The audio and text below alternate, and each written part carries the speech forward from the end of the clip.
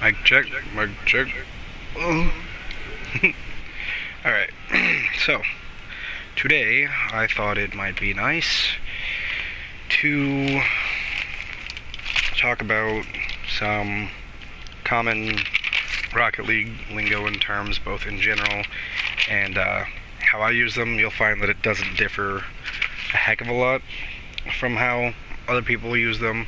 There are some overall generalities that everybody sort of knows on the scene, and there's more like specific like call-outs and things as far as like lingo and comms terms and all that go that I use with my playstyle and my tendencies. I realize I'm not the best. I'll state that right off the bat for any rando watching this. Anybody plays with me already knows that, but I'm okay. I have room for improvement, so as I grow, if I choose to grow, which I'll keep trying to do, but I'm not going to put a ton of training and stuff into Rocket League until I have more sort of time and energy to do that. Right now I'm just probably kind of going to remain a little stagnant, very, very, very, very stale rate of growth. But as I do grow and as I see my ranks climb or myself improve, I will update things like this to match my playstyle, my progress, things of that nature. So today, I'm going to play some games after everything is all said and done. But I'm also going to... excuse me, I should have eaten before this, but I didn't. I'm eating now. I'm going to go through some of my replays, some of my clips that I've saved over time. Probably my more recent ones, like, oh fuck, just so I can sort of cover what's gone on and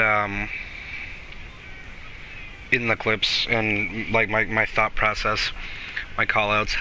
Hindsight's 20/20, of course, so I'll do my best to sort of gauge what I was thinking when I was thinking it, how I would call that out, how I would address it. If I was live casting, I'll do my best, and then I'll just sort of talk about, like, again, hindsight, what I should have done, what I could have done better. Doing this in general will help you absolutely improve, but you have to know what you're doing wrong. I won't, I'm not gonna lie, I won't know everything. It's me on me, my perspective, my own personal experience, from what I think I know and what I do know, what I've heard. So I'm not gonna lie, I'm not gonna have eagle eye here when it comes to pointing out what I can do better, what I've done wrong, but I will do my best to at least report what I think I could have done. And for the lower ranks where I'm champ, what you could do differently to get at least to where I'm at. I don't put a lot of time and effort in, so that should at least sort of tell you something. Not a lot of practice, not a lot of, warm up, any of that. I do it, just not really. So, but I'm champ, so a couple tips and stuff here and there, and you can get champ pretty easily. Once you get champ, pretty easy to stay consistent there. I got champ like 4 seasons ago. Never left, really. I'll fluctuate a little bit, trying to get it back every season, but for the most part I'll stay there. I'll hover there. Of course, I do try to get champ in different modes because I'm determined to get it in all modes, so sometimes my skill fluctuates as I'm going from like snow day and all that. That's good shit. Just trying to get my food in and my energy drink down, and then I'll get into it a little more.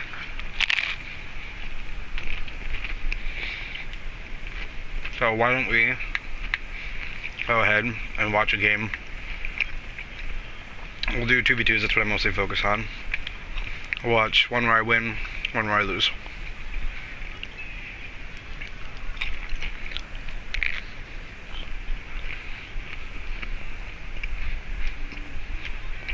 Go ahead and watch. from my perspective. There I am, orange team. Oh, I'm with Mama Bear in this one, okay. So this should be good. Everybody's pretty much the same rank here.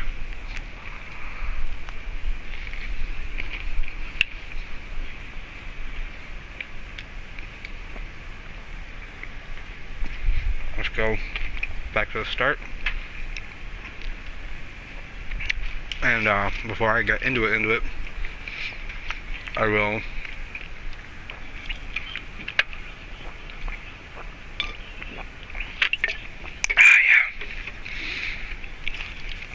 I'll go over some terms and stuff. Most people probably already know, but for those who don't, joining me now, I'll go over some things that, just to catch you up to speed on what's being said, what I'm talking about, what can be done better, all that shit, so you can just sort of stay in the context. So, for some comms and terms, lingo, I'm going to start off with 50-50. 50-50 is, when, actually before I get into this, probably be easier if I actually show you some of these things.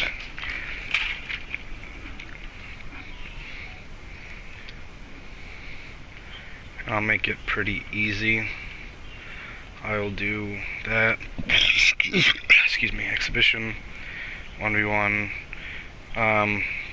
beginner bot, mutators, match length unlimited, score unlimited, respawn, disable goal reset, and yeah, that's pretty much everything I want to do. Oh wait, no. Boost amount, I'll leave the boost on, I guess, just to show some things.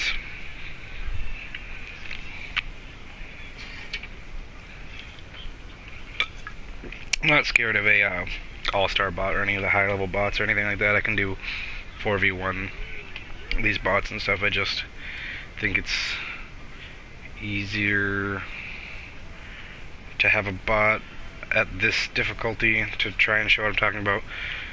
So a 50-50 is literally just this, where you go up and try at the same time as your opponent. See if he'll turn around. Try at the same time as your opponent to meet the ball with him. And why it's called 50-50 is because, well, there's a 50-50 chance that you'll win possession of the ball depending on how he's attacking it and how you're attacking it. So, or defending it, or whatever the case may be. Just that you get a touch on the ball. Oh, he completely drove by that. Okay. Well, he's going to approach this one probably, so yeah. 50-50, self-explanatory. Hit it at the same time. I won that. There's a 50% chance of it. My way, 50% chance of winning is. There's a little more to it. You can get better at your 50-50s, and obviously, you know, have more skill over one person than the other, more chance of winning. Different hitboxes, all that. There's different cards you can use to not even the odds, to sort of tilt the odds in your favor. But eventually, you'll come across people who are as good as you, if not better, with knowing and practicing 50s, and you know, things won't be so 50-50. But, you know, when somebody says 50, I'm like, hey, I'm going for 50, or hey, if I call out 50 and I'm off the ball, then that means I need somebody to challenge it. A challenge, and that's another lingo, another term. Challenge is just, anything that makes it look like you're going to aggress the ball. Defending is anything turned away and moving away from it. You know, or for the sake of this term, I'll say that defending is anything moving away from the ball. Challenging is literally anything moving towards the ball. When you challenge, it's not the same as, you know, hey, I need you to go win that ball. It's preferred that you do, but like, that's where a lot of my teammates will get lost sometimes, especially, you know, folks that we play with who are a lot lower ranks and stuff, or, you know, not quite used to playing with an entire rank difference, because the whole rank makes a big difference. Like, the majority of people I play with are diamonds, and I'm champ, so I'm not like much better, but there are like small intrinsic differences that make a large difference. One of the things, if not the thing, that got me from being hardstuck diamond to champ was actually playing with a GC who told me not to be so passive. So, like, yeah, chasing is something you learn to, like, stop doing in the low ranks, pretty much. You know, you're told, don't chase the ball around all the time, blah, blah, blah, blah. And yeah, you definitely shouldn't. You shouldn't. But there's a difference between, you know, like, not chasing the ball around and being super passive. And I don't have, like, a whole lot of examples for everything I'm going to be talking about. As I'm playing, it's going to be just some generalities. Until I get into, like, that's what the replays are going to be for, and then, you know, some actual gameplay. Maybe we'll get lucky and get Magic on here so I can have him be a part of this. It's better that I think that he doesn't know that I'll be broadcasting such a thing in such a way, not because I'm trying to keep it a secret or anything, or, like, critique him negatively, just because it will be more authentic to give examples after/during gameplay of what I think he could be doing.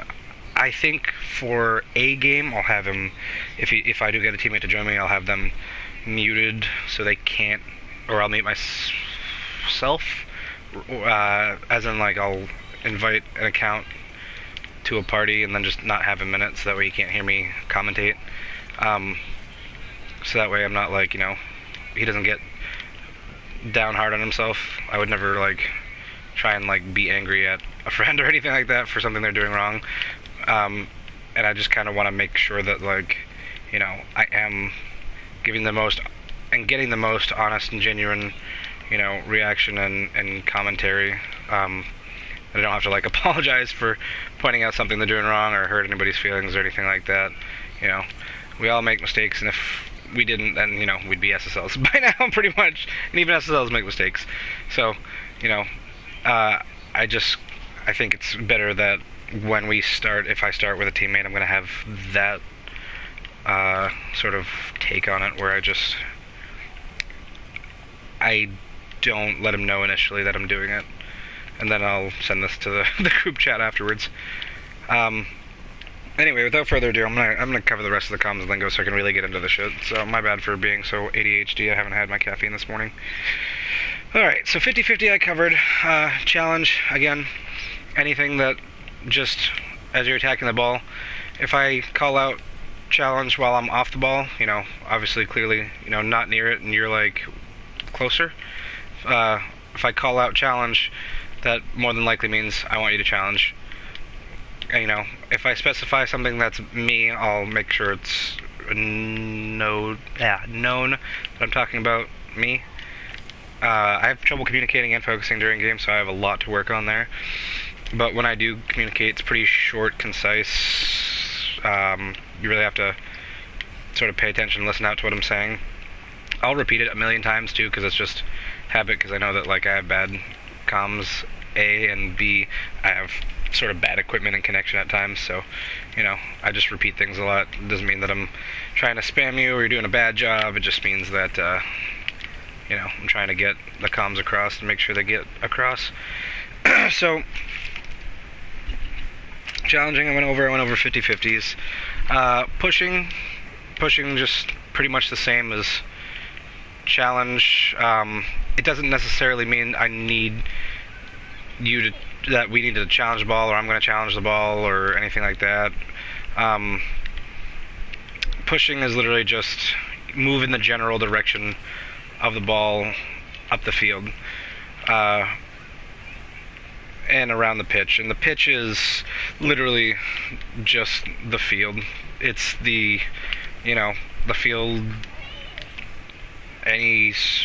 Sorry, got sort of a burp coming on. Anyway, the pitch is literally just the field. Like, there's no other way I can put it.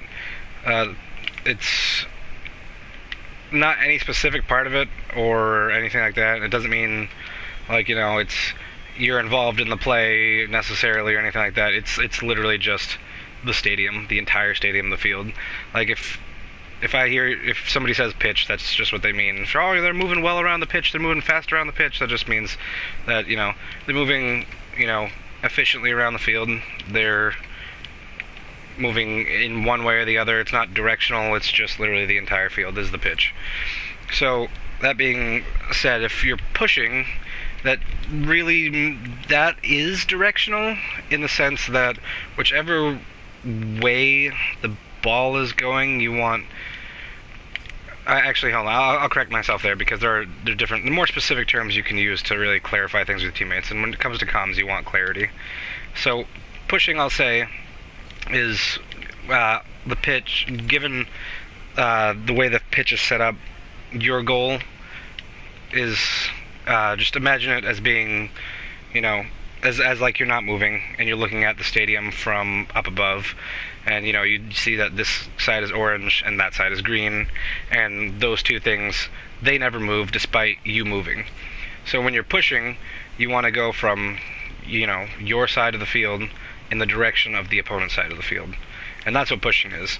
Now, retreating, or pulling back, or what have you, would be coming from their side to, you know, your side of the field, the pitch. So pushing is literally just, when I say up the pitch, it means up means in the direction of the opponent. Down the pitch is in the direction of your own goal. So pushing is up the pitch, and retreating is down the pitch. Up the pitch, down the pitch. Roger? Roger. Cheating, when I say cheating, that's just a kickoff term. Usually, like, for the sake of Rocket League, it's a kickoff term. Obviously, you know, cheating is, you know, you expect, oh, that guy's hacking, he has cheats, and, yeah, no, that's not what I mean when I say cheating. If you'll hear me call it out, I only ever call it out on kickoff, because it's only a kickoff term.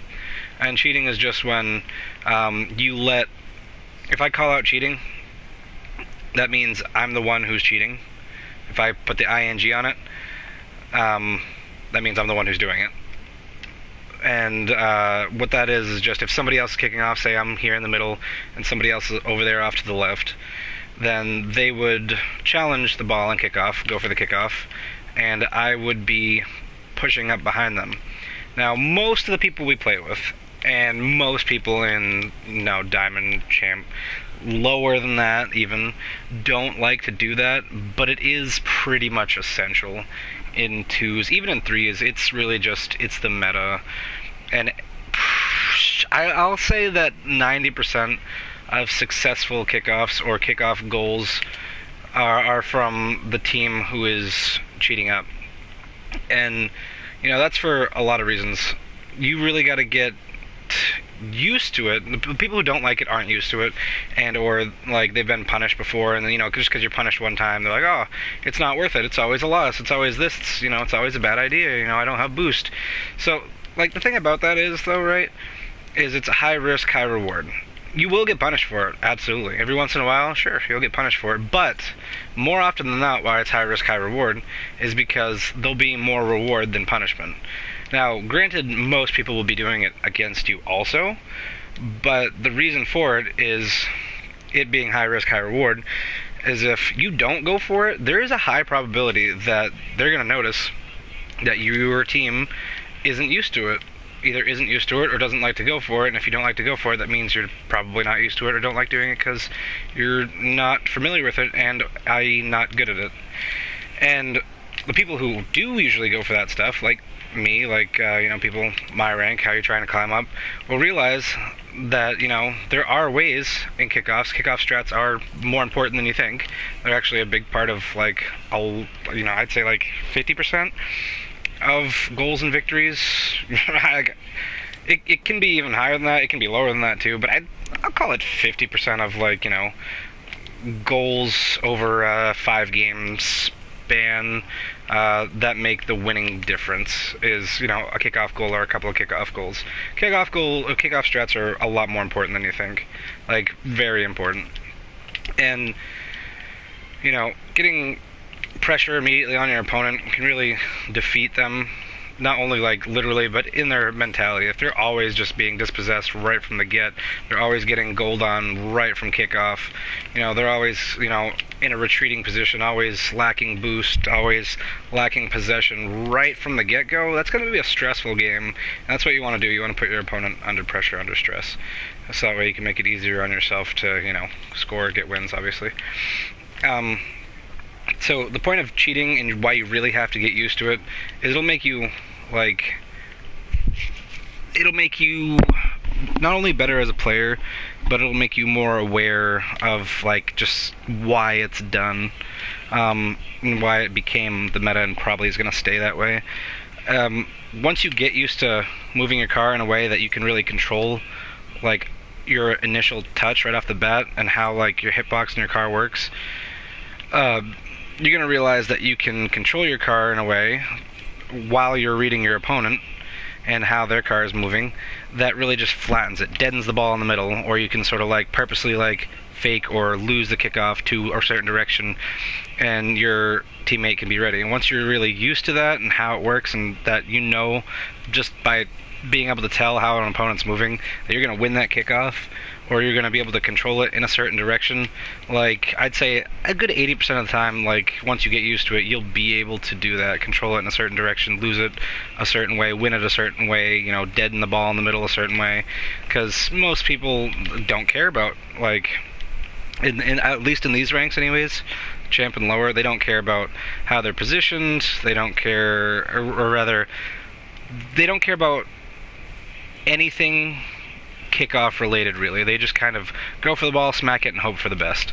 And that's where you can get a foot in really over everybody, most people anyways, over most people that you're playing with or against in these ranks, is if you learn how to get those initial touches.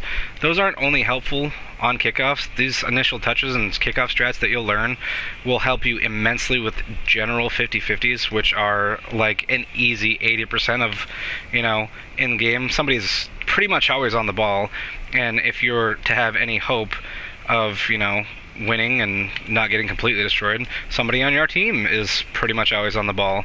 So, the majority of touches, I'm willing to say, in a game are 50-50s, are challenging the ball while somebody else is on the ball touching it. And so, learning the kickoff strats and stuff like that will help you control those types of touches too. And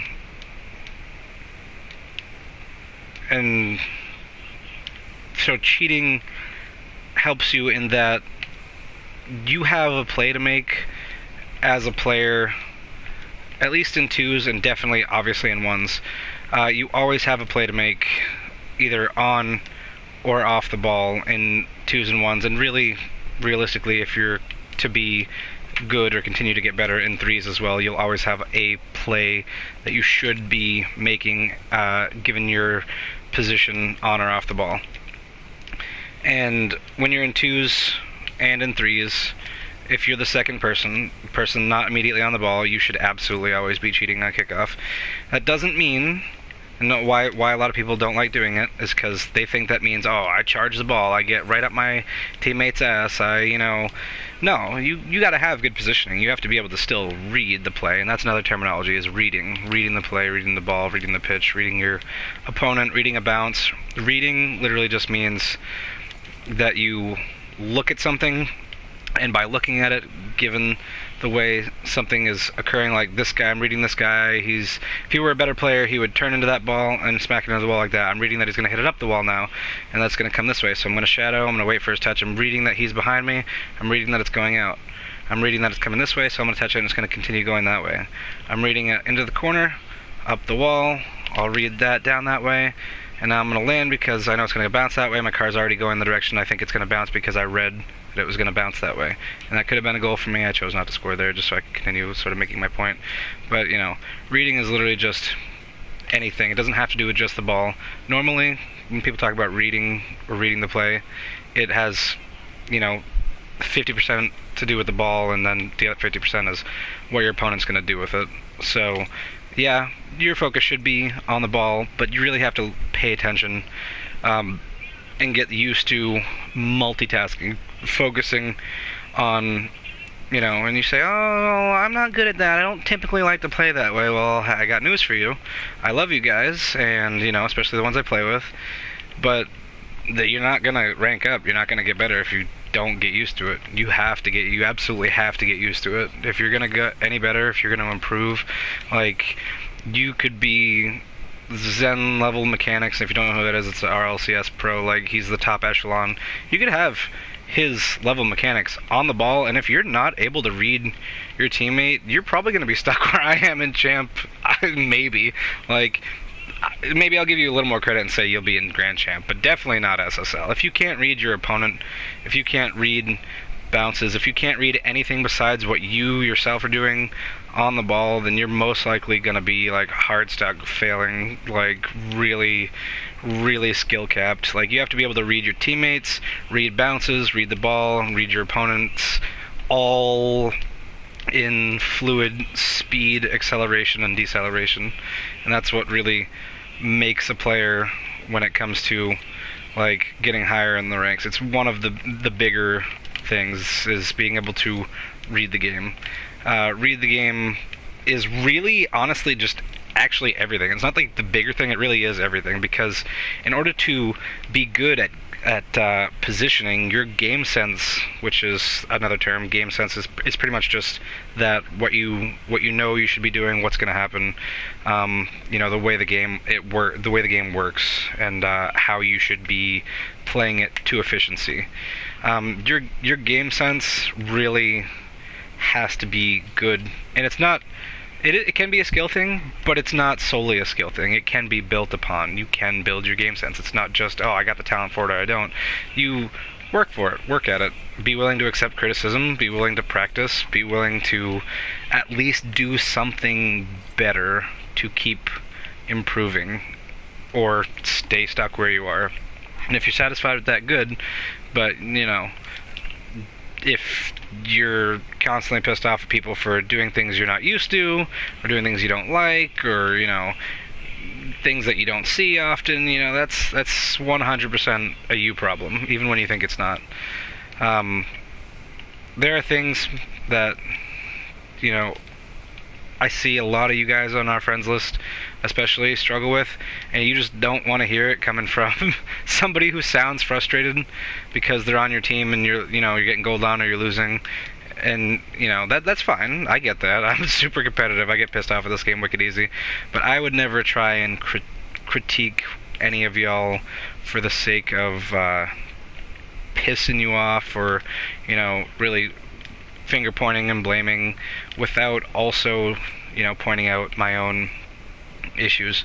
And, you know, I get you don't want to hear it in game. You didn't ask for help or criticism or anything like that. And that's fine, you know, but just know that, like, if you're going to get frustrated and point fingers and blame, or if, you know, you're upset about losing because you're competitive, you know, there is something that can be done about that. And that's part on you, part on me, part on anybody you're playing with. But ultimately, when it comes to playing this game, if you want to get better at all, you have to grow as an individual.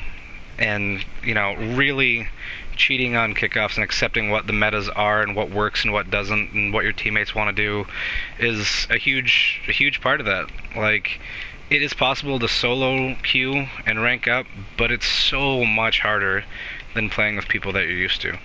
The thing about that is, another term I'm going to use is called synergy, and that just means working well with your teammate. Or if I'm talking about synergy, that means, like, you know, and I'm talking about the opponent's team, obviously means that I can see that they're working well together. And more times than not, a very well synergized team is going to 100% beat, like, a hard carry team. Like, I get beat wicked often in, like, trying to play with, you know, you guys, some of our friends in the lower ranks here that we play with in our friend group. When we all hop into, like, my lobbies and stuff like that, and that's fine. I don't mind at all. Like, I really don't. I don't care. But I'm just pointing out that I do, and I know the reason why. Part of it, yeah, is my performance as an individual, but the other part is, like, you know, most people, the way the game works for whatever reason is, like, it will more often than not put as many players as it possibly can at the highest rank of the person playing in that lobby. It will try and round out the MMRs, but most of the time, especially if people are partied up, it will put people who are matching the highest MMR of the person in the lobby. And so MMR is another term, and that just is like your unseen. It's your unseen rank. It's the point system that is invisible to the naked eye that the game uses to dictate how you will increase or decrease in rank. So every loss has a certain MMR that it'll take away from you, depending on certain factors, and every win likewise has the same certain MMR. With certain factors, you'll go up. And how you check that is, unless you're a PC player, I think the only way to check that is if you either play with a PC player, or how I do it is I go on RL Tracker Network, and it's not super accurate, so like I do, and I'll try and include like some links after this in the video after I live stream. It'll be a sort of after the fact thing before I send it on over to everybody. There's a chart that will tell you, like, online, and I gotta find the link to it again, like I said, that will tell you what MMR each rank is. Each rank has an MMR number assigned to it, and it should, and I believe the site also tells you, like, how much a loss and a win is worth, in MMR wise. And, that will, if you look at the chart, that'll tell you what you should be at, and you can sort of like do the math on your own, but RL Tracker should keep track of it. It does most of the time, but it's also inaccurate in that it doesn't update frequently, and sometimes it's a little like off kilter for some reason. I don't know the reason. There's not like a great way to track your MMR unless you have a PC, and PC players have things access to like Bacchus mod and shit like that, where it accurately tracks your MMR. I think in PC the game naturally tracks your MMR even without like Bacchus mod and stuff. So that's a different topic though. My point is that the reason that you want to learn these things like the kickoff strats and everything that I'm talking about, cheating, the things you don't want to learn, becoming better as an overall player, is because like the really well synergized teams, even if they have like no mechs, no mechanics. Mechs are mechanics, by the way. That's a different term I'll explain in a minute. But the well synergized teams, the ones who know what their teammates want to do, who know where to be, how to be, even if they're not like able to even do something as simple as what I just did. Like that, to me, that's a pretty simple thing to do. Touch it off the wall. You can beat players who can go, even more crazy like than this off the wall and all kinds of crazy shit. Even if you can't touch it off the wall, just by being like better synergized with your team. Like what is he doing? Anyway, yeah, you can beat players like actually pretty easily who have like crazy mechanics if your team is well synergized enough, because unless like the rank disparity is absolutely insane, like I know like SSLs can like 1v3, 1v4, like low diamonds and maybe even high diamonds. Maybe some of them can even do like, I know like pros can do like 1v3 against champs and shit too, but typically like from the mid ranks and lower, the SSL players can like take on a full team solo.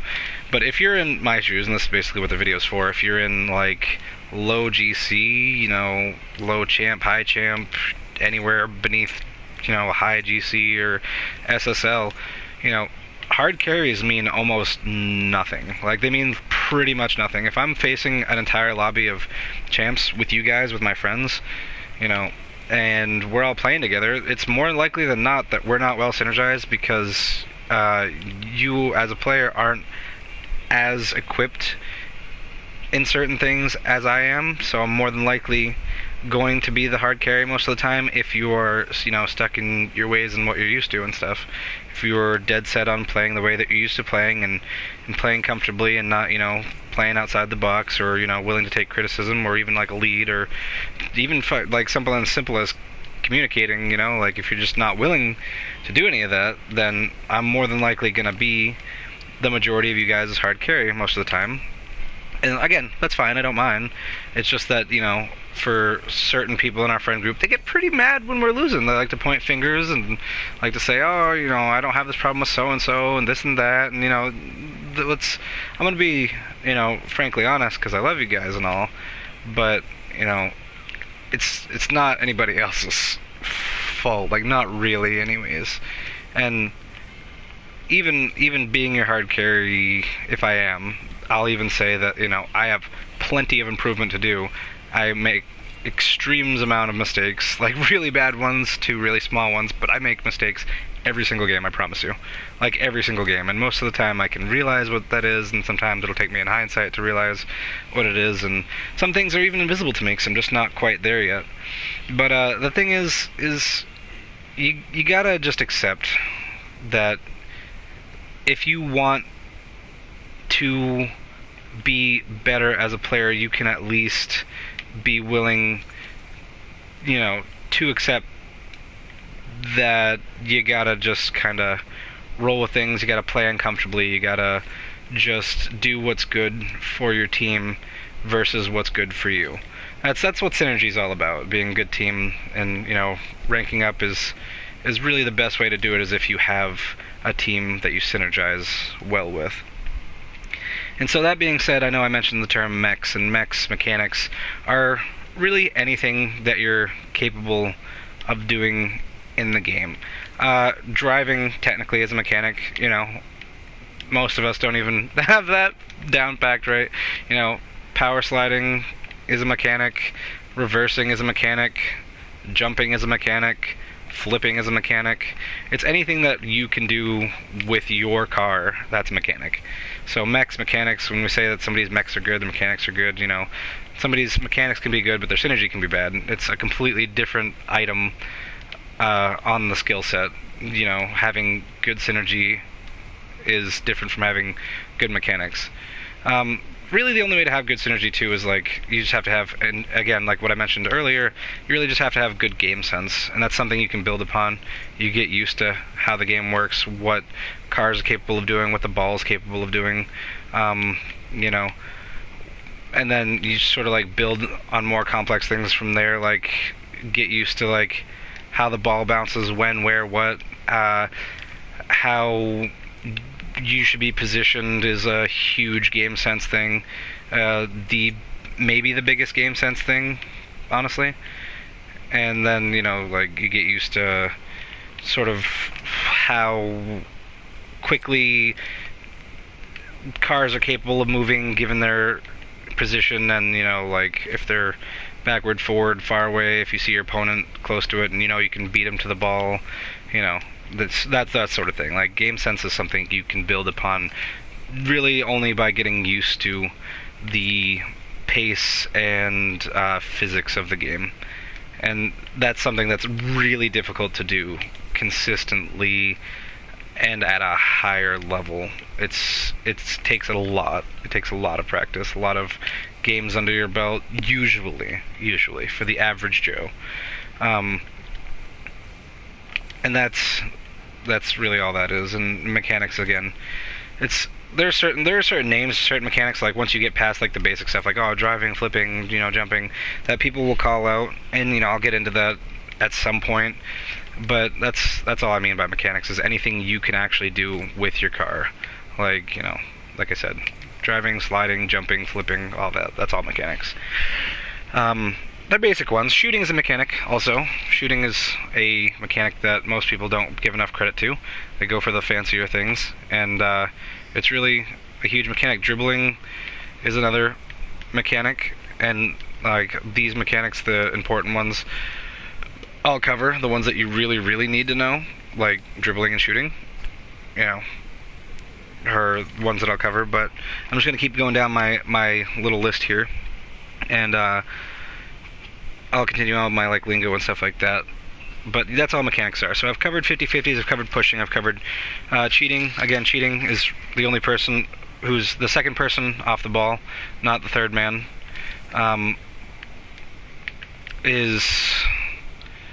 the person who should be cheating on kickoff, the person who's pushing up slightly.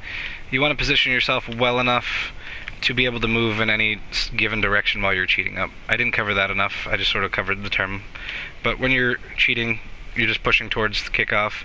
You really kind of want to stay in a safe spot, which is sort of like if you're way back here and your teammate's the one on the left side in the exact same corner, you're going to not want to go as fast as them, just sort of kind of hit drive and end up on this boost pad because the ball's going to be in the middle right there. And then like really you can change whatever direction you're going.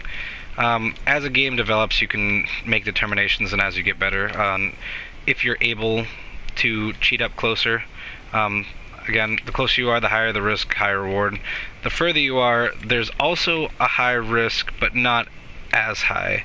Like, you have way more time if you're farther back, yeah, to defend something, but it can also be a lot harder to defend something.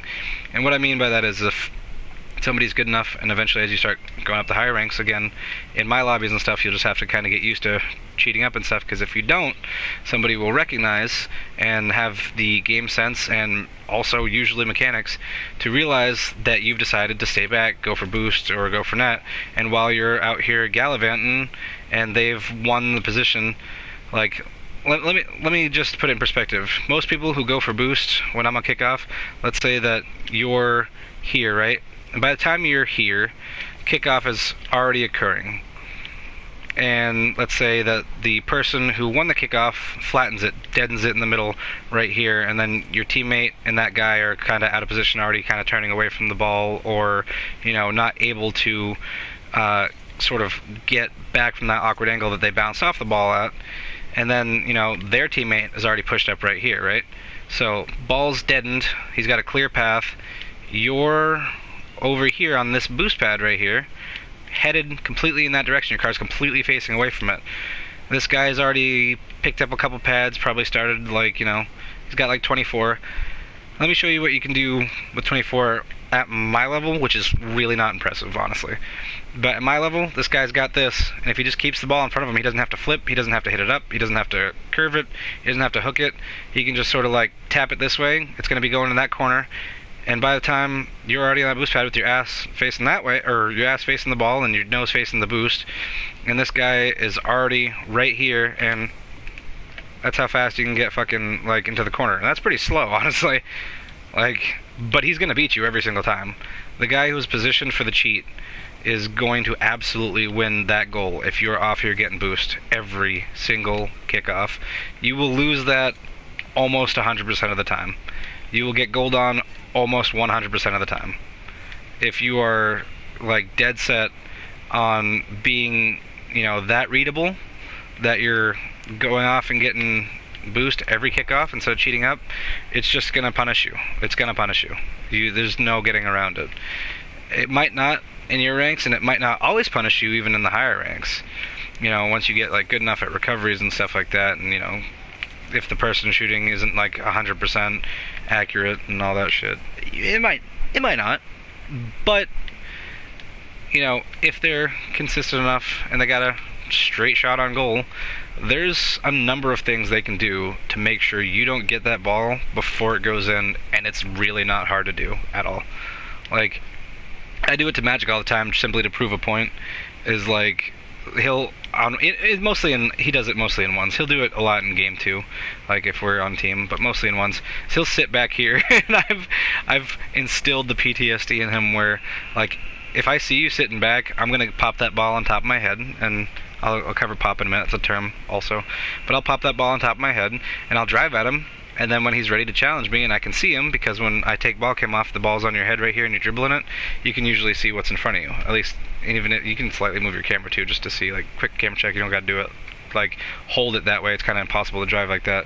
But you can do a quick camera check, and that will, you know, once your game sense is good enough, you'll know that your opponent is not capable enough of, like, super speeding to you the instant you know, flick your camera. If you're right here and they're in the goal and you flick your camera, they're not going to get to you by the time your camera's done recovering, and then you can just react. But yeah, once you know you're back and you leave yourself in a vulnerable position, you know it's really easy. I'll pop the ball on top of my head. Usually is what I like to do if he's sitting back all the way in goal, like on the goal line. This gives me plenty of space and plenty of time to camera check him, see when he's coming, and then immediately when he challenges, I right over his head. And once you're moving forward, you know, and that ball gets popped up over your head, you you got like no chance of. Like, look how hard that is to fucking fly back and up at the same time, like, and quickly. Like, if there's enough speed on that ball, you're not saving that. You go to challenge this, and pros in the highest level will almost get, like, if they're caught in that position, it's almost a guarantee that even they get scored on. It's just, the way the game is designed, again, with the game sense thing, is you know what cars are capable of, no matter how good of a player you're facing. You know what the game is capable of, no matter how good the players are that you're facing.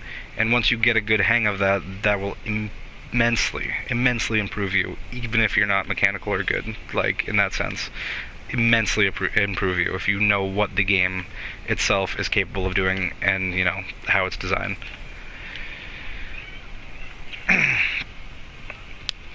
Okay, sorry, I'm just going down my list here. So, besides that, I've covered the cheating, I've covered the pushing, I've covered, you know, a little bit of what mechanics stand for.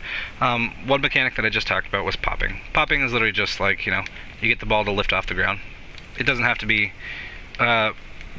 big or small. Popping is literally just you. Yeah, that's a pop right there. Like, it was a 50-50 into a pop. Me and him challenged it, and it popped up. You know, that's a simple mechanic. Pop, that's a pop, that's a pop, that's a pop, that's a pop. I'm gonna join Magic here in a sec. But yeah, that's all there is to it.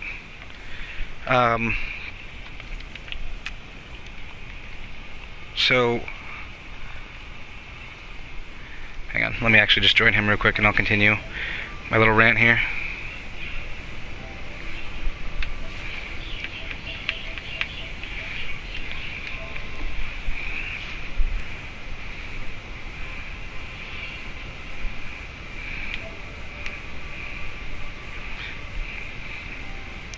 Hey. Good morning, Kinky Butt. Oh, good morning. Alright, give me 1 second. I'm in game chat, alright? Alright.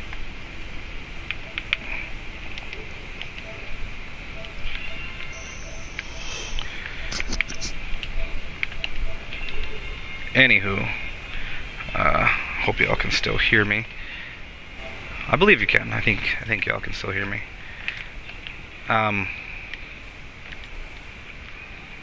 Only microphone audio is being broadcast. Both microphone audio and gameplay are being broadcast. Okay. Alright, so. You said what? Sorry, bro. I just got back. What the hell? Magic, can you hear me? Yeah. Oh, I'm in game chat. Why the fuck is it doing that? Alright, hang on.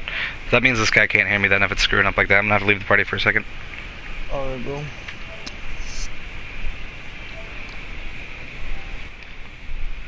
I just don't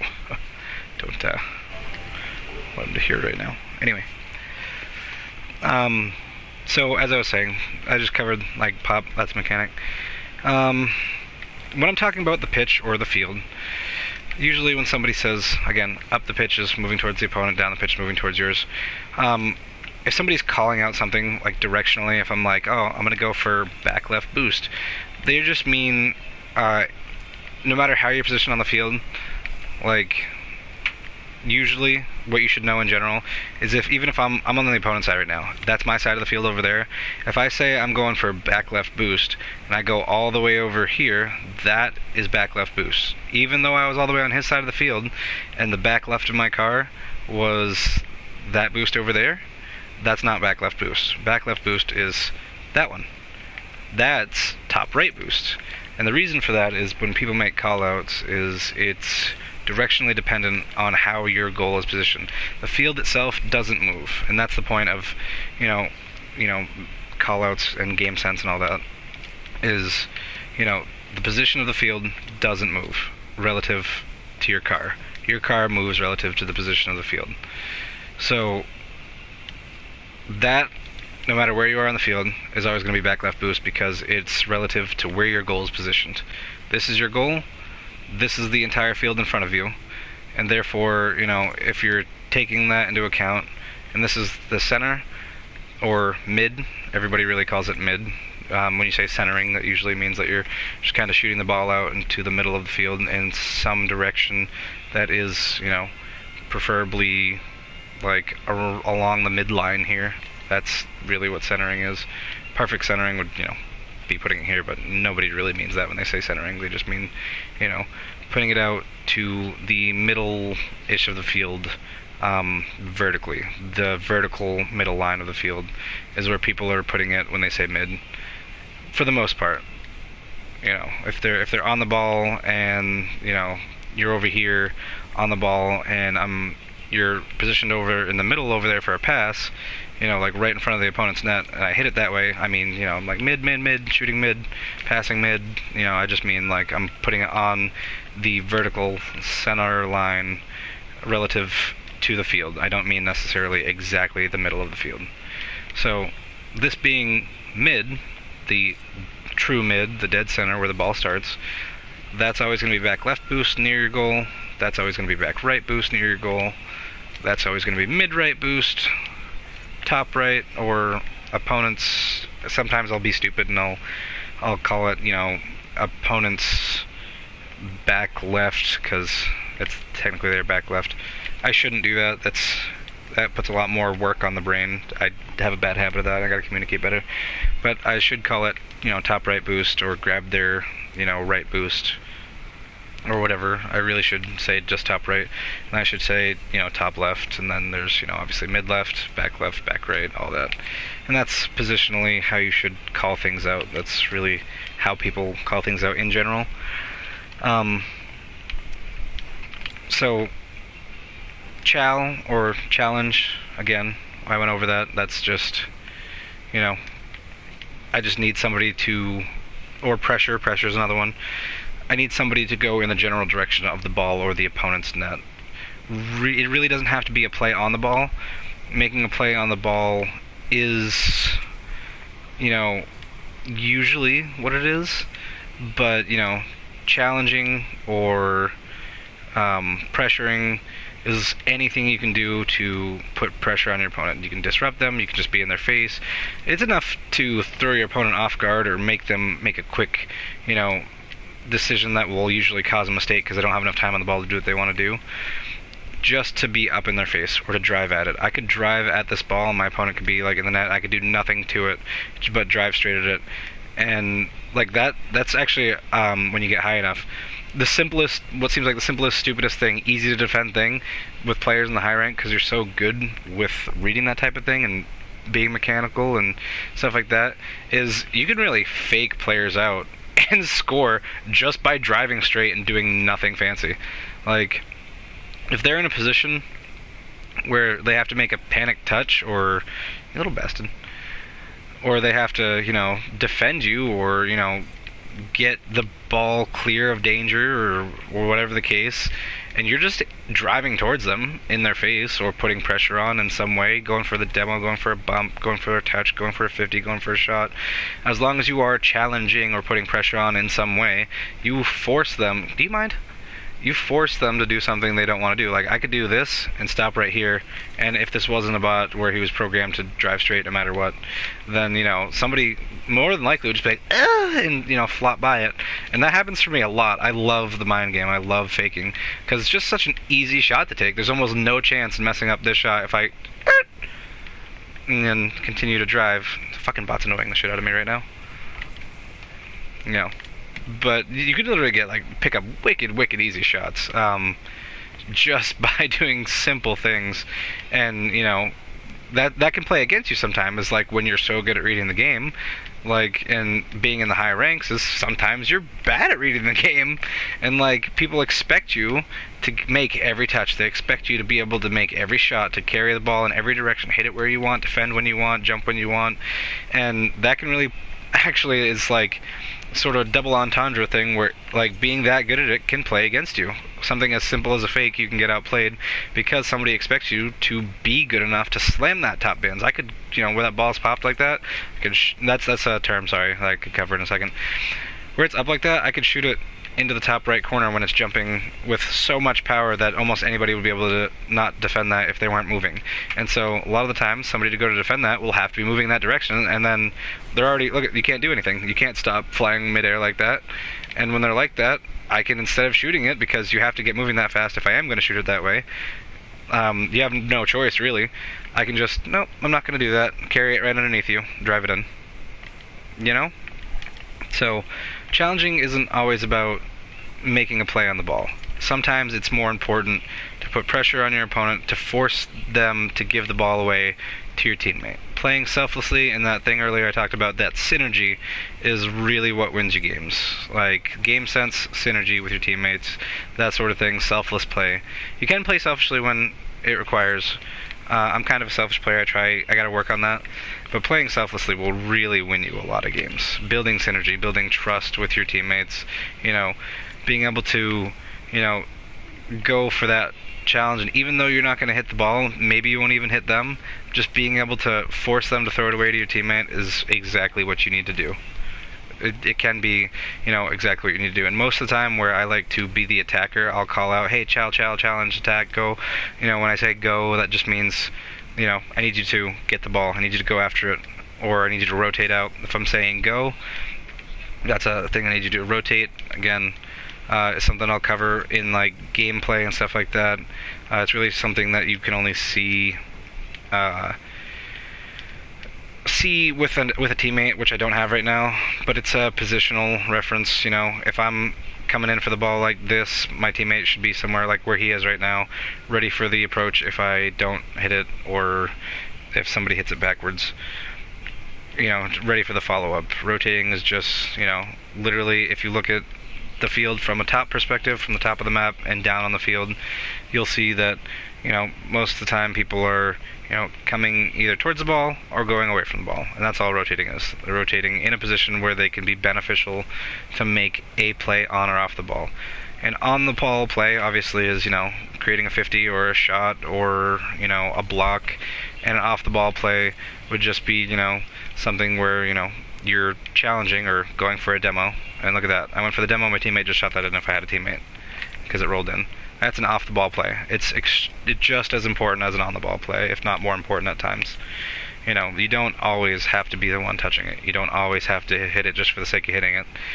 You know, your skill will improve when you realize that not everything has to be forced when it shouldn't be. Like, if you have, like from here, for example, a lot of people like to try and like make a shot from here. I like to try and make a shot from here just because I know I'm capable of it sometimes. But that's a bad play to make. If you have a teammate position center and that guy's pushing you into the corner, you have no play to make by continually shoving that into their corner. What you want to try to do, instead of like, you know, shoving it in the corner, is play it somewhere where it's around the opponent, but in the direction of their net, or if not in the direction of their net, in the direction of where your teammate is placed, even if he's not in the direction of the net. It is more important that you maintain ball control and possession, and all while beating the player that you have to beat.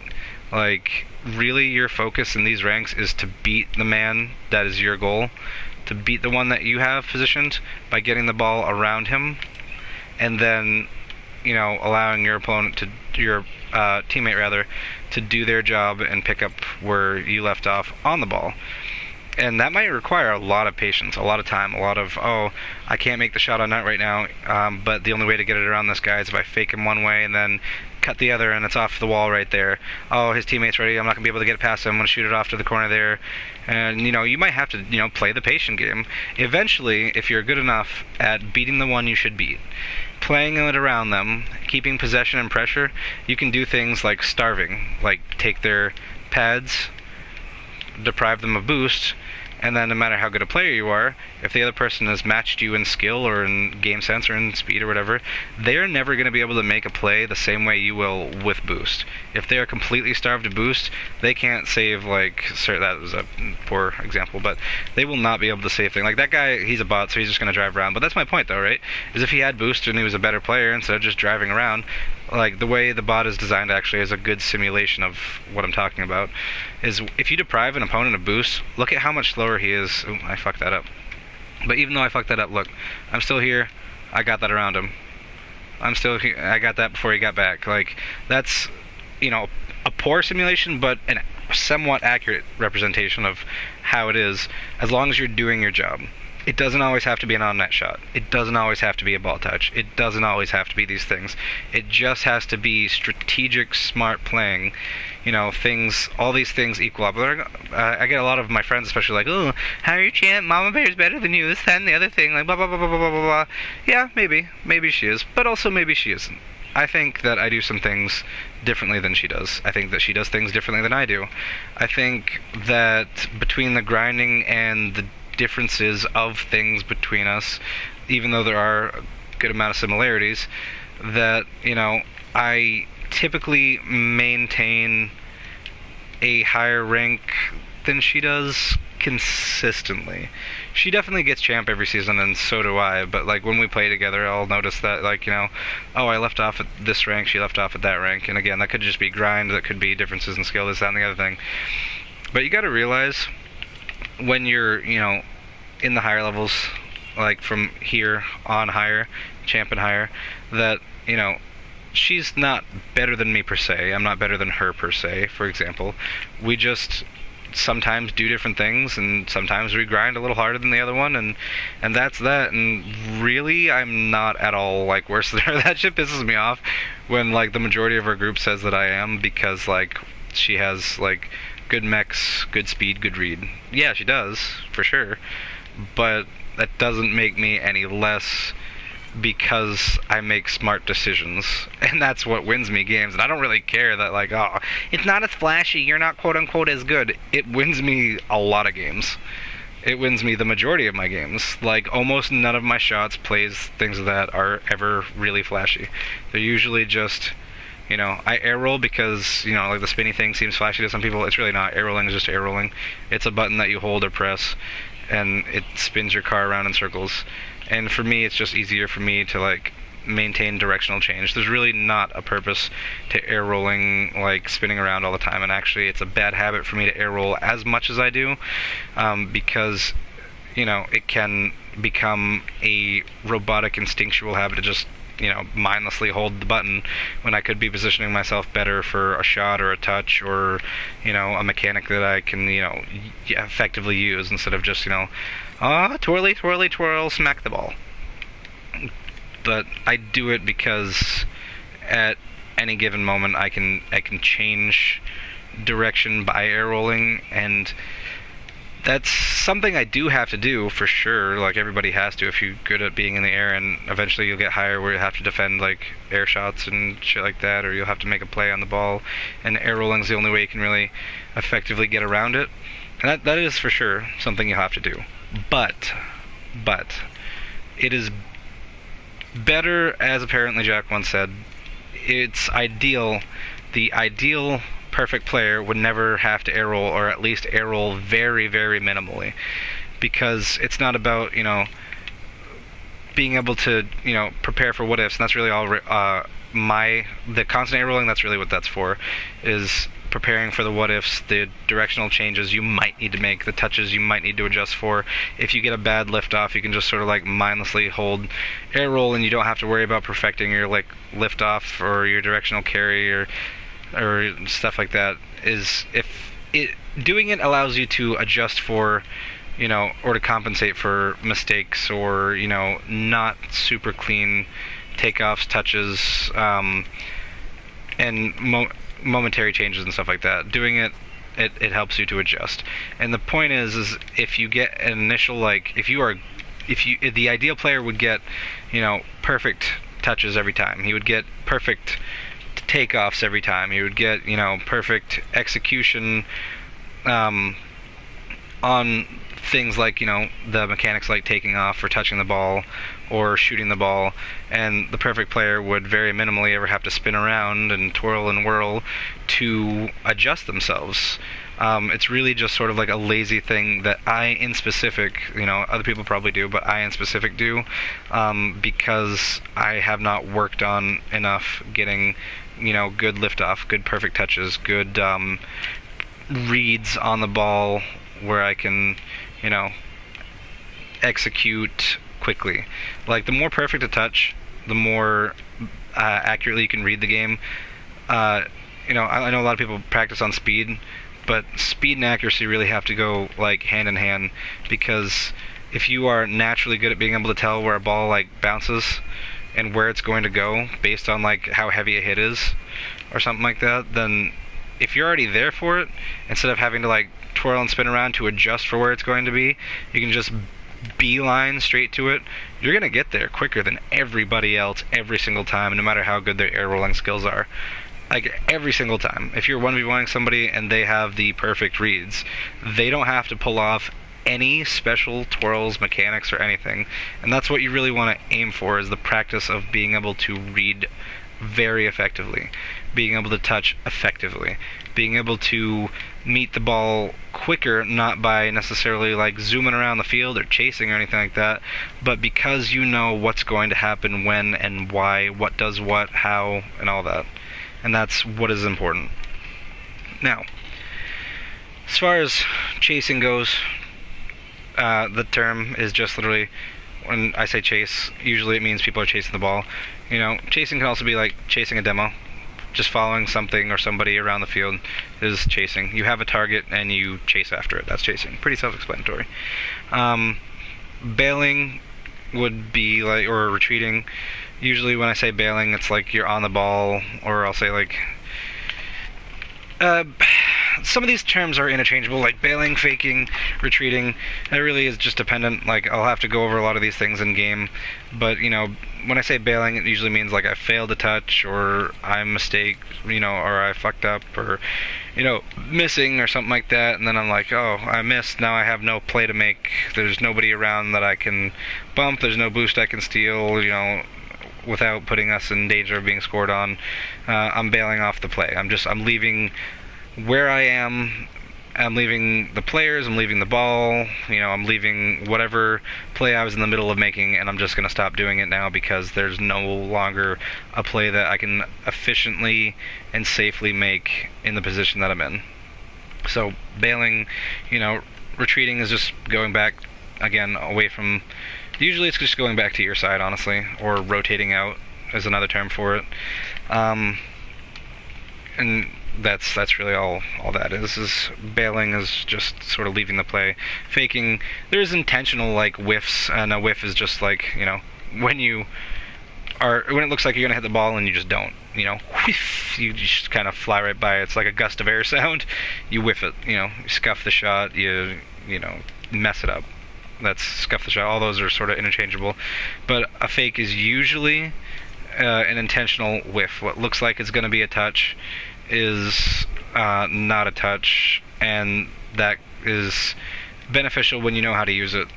But you have to be good enough at game sense to understand when to use it and when not to use it. I have a bad habit too of not always knowing, like being really cocky and underestimating my opponents, and not knowing like sort of like when I can or should efficiently, like even though I know I'm capable of something, that doesn't mean like when I did the thing it was a good choice to make. Usually I do a lot of risky crap where I know sometimes I'm capable of it, and I'll end up getting hard punished because I didn't think that my opponent was smart enough or capable enough or game sensed enough or whatever the case to counter what I was doing. Sometimes you just get beat even when you're not being cocky, and that's just how the cookie crumbles. But a lot of my like faking mistakes when I'm making intentional fakes is misreading and or misjudging the capability of my opponent. Not always because I don't know what they're capable of, but just because I don't really have faith sometimes, and that's like that's a pride, that's a cocky thing. a lot of times. I don't have a lot of faith that they'll be able to outplay me, and that really does me in a lot, like a lot. But you really want to practice safety.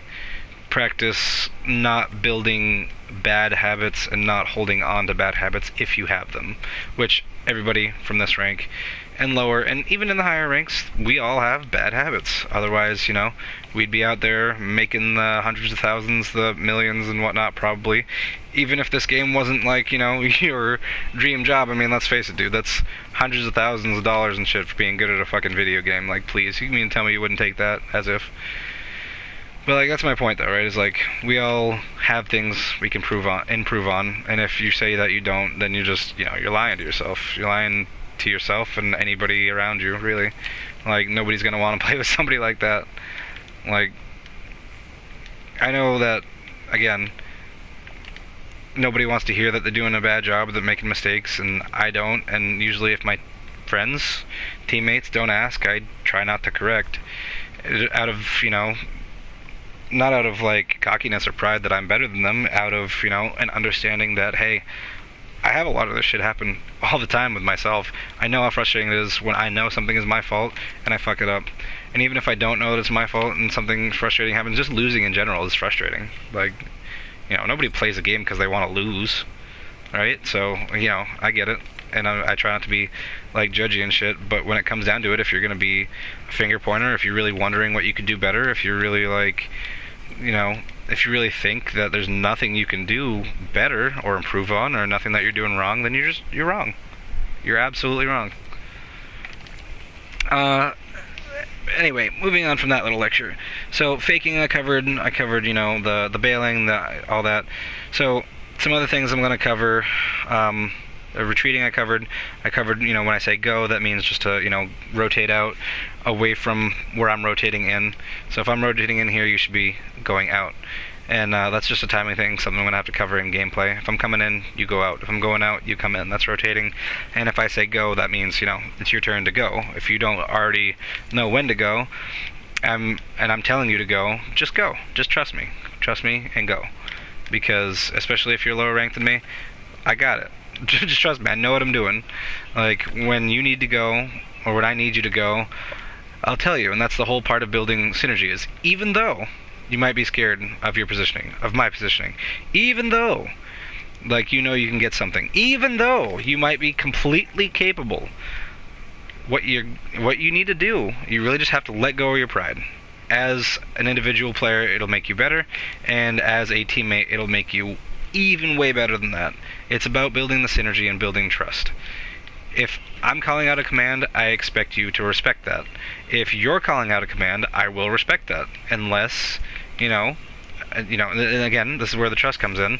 If I'm calling something out, and, we have enough synergy together, and you realize that you're in a better position than me, and I'm just flat out wrong, and you know for a fact you're capable of sinking that better than I am. You're in a better position, I can't see you behind me, and you're just like, I'm way over to the freaking corner here, right? And the ball's going up the middle, and I can't see you, like, you're dead center lined up for it, and I'm trying to go up for the shot, but you have a perfect straight-on shot, and I'm like, I got, and you're like, no, bail, or, bail, fake, or go for the demo, or you tell me that you got it, that you're mid, that you got a better shot than me, or you got, and I will completely, in the middle of a friggin' jump, like, I will bail out for you, like, I will trust you. You just got to build that same synergy with me.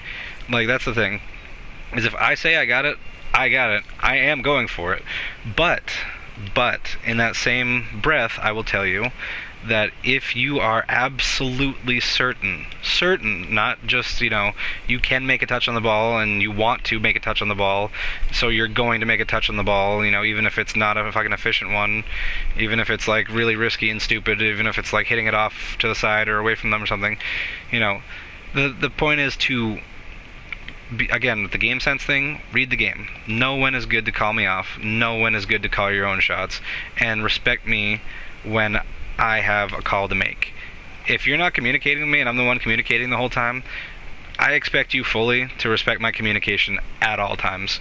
Like, even if you do have a better shot than me on the ball, I'm going to do my best to, like, be a good player here, but, and do what I can to open shit up for my team and my teammates and make a good play, but, if I'm communicating and you're not, you really you can't be expecting much. Like, you're just gonna have to listen to me and sort of follow my lead. Like, I'm not a great player by any means. I'm not GC, you know, but I 100% expect you to follow my lead if you're just not gonna communicate. Like, 100%. I'll do my best to really know what I should be doing when, but I don't have eyes on the back of my head. As you can see right now, I see all this part of the field, but look how much field is behind me, even in just this small part of this field that I'm on right now. Like, all the things that I can't see behind me right now, even though I have the camera to like check, it's really not efficient, it's not effective, and it's not safe to like look at how much that cuts off in front of me when I go to look behind me, or when I go to look to my side. How much could be happening in front of me? Somebody could be saving the ball that I'm trying to shoot just by look, I don't know where the ball is. I could have to do that, and look, it's in my goal if I had to save that. If I have to like look to see where you are because you expect me, instead of communicating with me, to look out for you at all times, which again you should be doing, but also, again, I'll say, it's not practical. That's the term I'm looking for. It's not practical to always be looking around that much, like at all times, with every touch, with every shot, with every instance. If you can get good at it, by all means, like that'll make you a fucking great player. If you can get really, truly, efficiently good at it, then cool. But I'll tell you right now, there's nobody in the world that can do that at all times. Not even at the top echelon. Like the best player in the world right now has losses under his belt. And that should tell you something. Not just as, like, a team player. So, like, yeah, I guess you could, like, blame it on his teammates sometimes for losing as a team. But as an individual, he has losses under his belt. Like, you know, and there are many reasons for that. And one of them is, you know, just practicality. It's not practical to be looking in all directions at all times, and it's extremely hard to do, even when it is practical, to consistently maintain being able to see everything, predict everything, and execute everything all at once while juggling all these things you have to freaking keep track of. It's not a practical thing. So if you're not going to communicate, expect me to take the lead, and I expect you to respect my lead. And then, you know, I'll give to you what I can, but, you know, I give command, you obey, basically. Like, if you're not going to communicate. If you are going to communicate, fully expect for me to make callouts, to call you off of your callouts sometimes, and, you know, make callouts of your own. Call me off of my callouts, you know? Like, really just learn to play with me. Synergize with me. Respect and trust that I will pick up where you leave off, even if you're not comfortable with a certain play style, even if you're not comfortable with not being able to touch it, even though you could slam that ball halfway across the map. But if I call it, I want it, I have it, I got it. You need to trust that. And I will do my best to do the same for you. I'm not going to call you off of what I see you have every time. Like, oh, like if you're in this position right here, like, what's the point of calling you off that ball? Like, you're right under it. Like, why? I'm not going to call you off of something like this. You're touching it, dribbling it on your face like that. I'm going to let you have the control. I'm going to respect it. You know, like, you just really have to learn what's practical, what's efficient, and when to trust and stuff like that. That being said, I've covered pressure. A dunk is like when you 50-50 or when you challenge the ball or go up for it or go to attack it. A dunk is just like, it's basically, so like a beat is when you win the ball in a 50, or if you get to the ball before somebody when you're challenging it. And when you're challenging the ball, if you get to the ball before them, or if you take control of the ball, that's a beat. You know, you beat them. You beat them to it, you beat them to the punch, you beat the ball away from them, that's a beat. It's just, you know, that's what, you know, beat him, or I'm beating him, or I'm gonna beat him, or you're gonna beat him, you know. These callouts I make for certain reasons. And you'll just have to sort of like learn that as games go along and stuff, and how I'm gonna show, like, again in the gameplays and stuff, how that works. But yeah, what was? Hang on, sorry, I'm just kind of looking. I have a little list here of my lingo and stuff because I use it all. I don't keep track of what I say. So I've covered, you know, retreating. If I say, you know, come with, or whatever, that just sort of means like, you know, I need somebody to be my backup. I'm going to make an attempt on the ball, but it's probably not going to be a clean attempt, or I don't trust that I won't be, like, 50'd or beat to it or outplayed or something. I just need somebody to sort of, like, be positioned close to me. Come with, full send. Usually either means, like, I lob, and a lob is just a really hard hit on the ball. Like, really hard and far, really just... It's usually, like, power and distance, a lob. That's a flick, what I just did. That's also a term. Flick is just when you get... your car in position where you can go, like, like, it doesn't always have to be on top of your head, like I just had it, but this is a carry or a dribble. Carry is also interchangeably used when somebody's, the best person on your team and he's just kind of making all the plays and making all the things happen. You're just kind of sitting back, not doing a lot. That's also a carry, but, it's interchangeable. You have to learn when to use it. But, no, a lob is just when you, like that guy just lobbed that ball. It went high and distant. He smacked it really hard and it went far. That's a lob. Or a bang. That's interchangeable.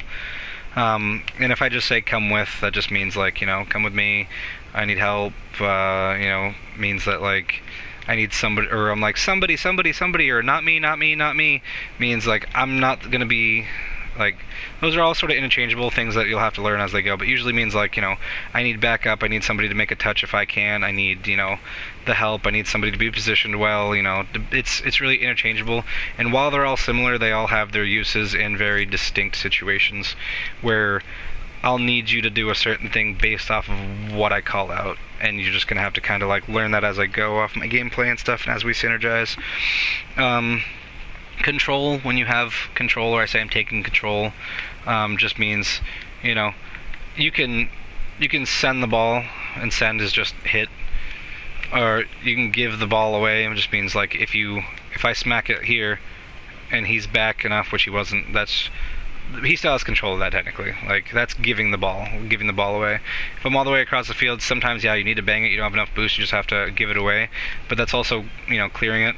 You don't want to do that every time. If I have full boost like I do right now, there's absolutely no reason in this situation for me to bang the ball if he's way back at his net, which he's not right now, but there's no reason for me to bang it or lob it and just give it away to him, just for him to friggin' ping-pong it back to me and hope one of us scores off of that. So what you want to do is take it slow, take control of the ball, move it where you want it to go, work it past him. That's control. You want to really, like, break the habit of constantly banging it away, clearing it.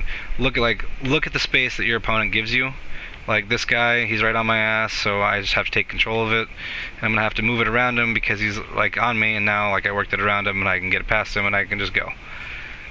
And then, like, so that's really it. Do whatever is necessary to take control as the situation calls for it.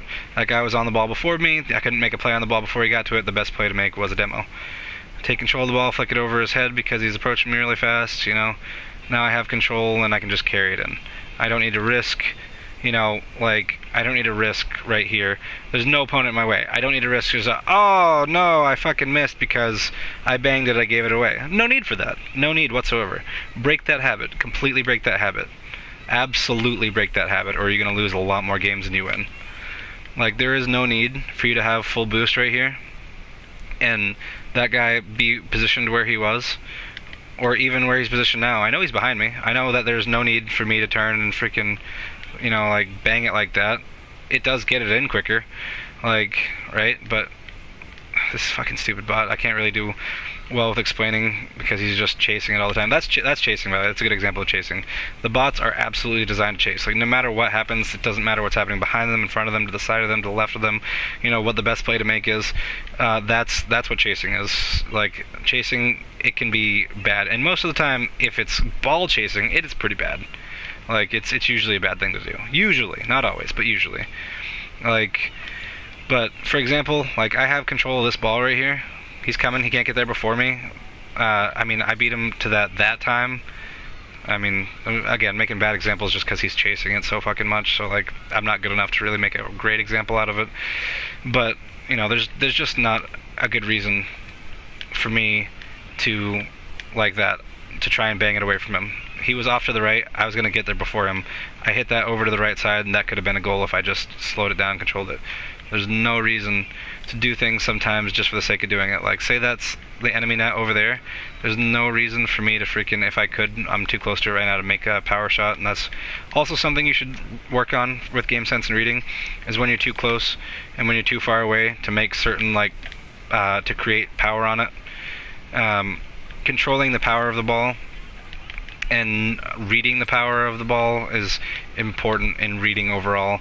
You're going to need to really, again, juggle multiple things at once. How fast you're moving, how close you are to it, how close your opponent is, how the direction of the ball is moving, like, you know, like all these things you have to learn, even if you don't want to. You absolutely have to. And you will subconsciously learn them as you play anyways. And it's a little hard to, like I'm doing right now, it's hard to really gauge them and put them into words, but there are a lot of finite details that you don't really pick up on. It's just sort of like muscle memory and second nature. But when it comes to learning them, like, and learning new habits and unlearning bad habits, you really have to break down piece by painful piece what minute things you are doing, what minute things you aren't doing, and, you know, eventually you just have to, like, really accept that you'll have to learn some of these things, your strengths, your weaknesses, like, you know, the crucial fine details. That was a nice touch by that guy, actually. I don't think he meant to do that, because he's a bot and all. So, but yeah, you'll have to learn, like, that stuff if you actually truly want to get better. Like, you don't even have to put in a ton of practice. You do, but, like, to get to champ, you don't have to put in a ton of practice, honestly. To learn these things, to just, like, break habits, to learn new ones, that doesn't require, like mechanics, and it, like, learning, like, all kinds of different ways physics can affect the ball, and learning, like, crazy, spinny, ridiculous mechanics and how to consistently pull those off. It doesn't require that type of practice, like hundreds of hours of practice to perfect things, to just, you know what you're doing, and then to know what you're doing wrong and what you're doing right. It does take a tremendous amount of practice, like, in a sense, I'm not gonna lie, to really comprehend it, to comprehend that there are minute things, and that what minute things you are doing and what minute things you aren't doing, and even big things you are and aren't doing. It does take practice for sure, but it's not the same. It's not as difficult, like, finger movement wise, what I'm trying to say, it's not as difficult mechanically to learn and unlearn habits, and you just have to be open to listening to, you know, to knowledge. And, like, even in something like Rocket League, you know, knowledge is power. Like, it really is. Once you just know these things, you know, you can only get really better unless you just stop. So I've covered control. Catching, when I say catch, the ball is moving a certain way, like, you know, let me bang it up. Get the fuck off me, you stupid piece of shit. Oh my god. Hang on, let me demo the spot so I can... Oh, here we go. Here's a good example. Ball is coming down, and I caught it as softly... Oh, here we go. Yeah, and caught it again. So it's making a touch on the ball that is not, like, completely banging it away from you, but it's not really, like, letting it get away from you either. Like, that's a soft touch. That's not a bang, that's not a boom, that's not, like, really giving it away. That's a soft touch, and it's controlled for sure, but it's different than a catch. A catch is, like, a very soft touch you have to make in unison with the directional physics of the ball, depending on how it's moving, in order to maintain complete control of it. Soft touch is one thing. It's, you know, a soft touch. It doesn't get far from you when you touch it. But that's a soft touch. That's not a catch. That's a soft touch. That's a soft touch. That's a catch. Like, it doesn't have to be on top of your head, but, like, that's the best catch you can make, is having it on top of your head and being able to control it like that. It's not the best play you can make in every situation like that. I kind of just, all I had to do was catch it on the ground there, and then I was able to, like, you know, cut it in and out and, you know, control it, and then I made the goal. But that's a catch. A cut is, you know, you're just moving from one side to the other, sharply, typically on the ball, but cuts and rotation are also a thing. So like if you're used to, say, I'm constantly moving this way, and this is not how it'll look. It'll never look this clean at all. Like usually, if you're in high-level gameplay, I'm moving this way, and you're my teammate. You're moving out that way, and then obviously, then now that you're moving this way, I'm moving out this way, and it's all like perfectly clean looking clockwise and stuff like that. Let's, for the sake of this example, say everything's nice, clean, or in the counterclockwise. Forgive me. Counterclockwise rotations. I'm going up.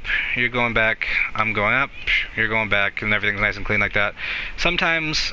And you'll have to really learn it, because especially in like the low ranks, it's really dangerous to do. It's not something you should practice or necessarily as much as other things. You should absolutely learn it, and it'll become more prevalent as you go up in ranks. But cuts and rotation, you'll want to learn your rotation before you learn to cut rotations. Learning what rotations look like and getting them consistently in down packed is really important. And then you can learn cuts and rotation. I did a little bit of both because I don't have a lot of time to practice, so like I know a little bit of both. I know a little bit about things, I know a little bit about everything. I have a little bit of practice here and there.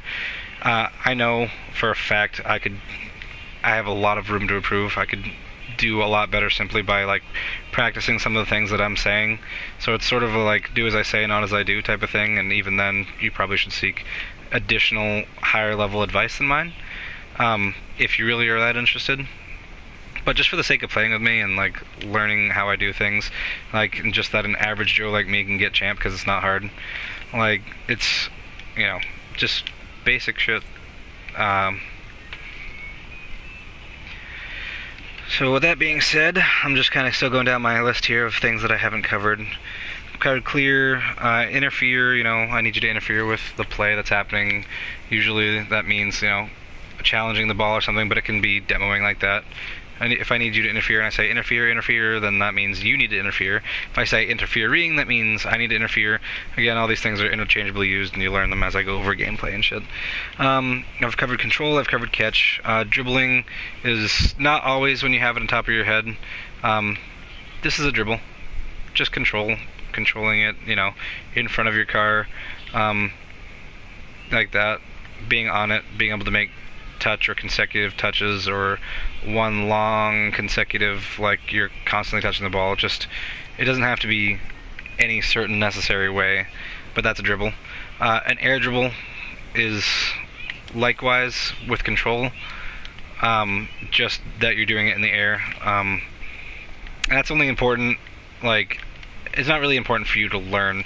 It's important if you're playing with me, if I say I'm going up for an air dribble, to leave me do it. Let me do it.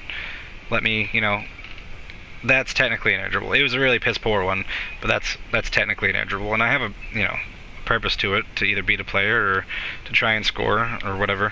But if I'm saying I'm going up for an air dribble, or if I'm going for an air dribble, then leave me do it. Let me do it. Don't interfere unless unless again we've had our synergy down, or I call you off, or I call on you for help, or you call me off. Do not interfere with me when I'm doing something like this, because I have great, like, look at that, like that's not by any means perfect, but it's great enough control off the wall there where I had every touch I wanted to make on it the entire time, and I put it exactly where I wanted to put it. Like, you need to be able to trust me to do that, and you need to know what I'm saying and what I'm doing so you can leave me to it, or help me when I need it. That's an air dribble. A rebound is self-explanatory, I think, but if you don't know what it is because you don't watch sports, a rebound is just getting a touch on or taking control of, preferably taking control of the ball after it bounces off of a surface. Typically the backboard, but the ball rebounds off of the sidewalls and shit. If this fucking bot would just fuck off, you need to fucking die. Anyway, so now I have the rebound. I just caught the rebound off the wall. So that's a rebound. It just, when you bounce it off the surface, take control of it or touch it after that. Or at least, know that rebounding is bouncing off the surface, and, go from there. Just know what it is. That's what the point of this whole thing is. Dunk is, I think I already covered like that briefly, but I don't know if I fully covered it. Dunk was just that when you beat an opponent to the ball, typically it means that you beat beat them either cleanly or like efficiently and accurately with like force or speed, and again also like accuracy. It's usually when somebody says dunk, it's like I don't know if I'm gonna be able to like show it on this guy, but there are ways you can dunk the ball where you make your car fat enough. Like, let me see if I can. No, he dunked me there. See, so like that's technically a dunk. You win the 50-50 and it goes the way that you want it to go.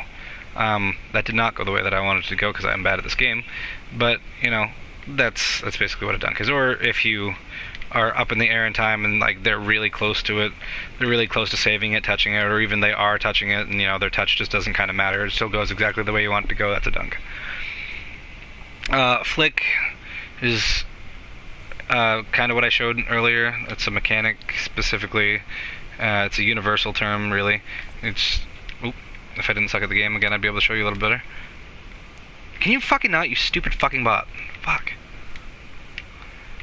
It's really just anything that, oh, there, I kind of dunked him on that one. But, that can be a flick.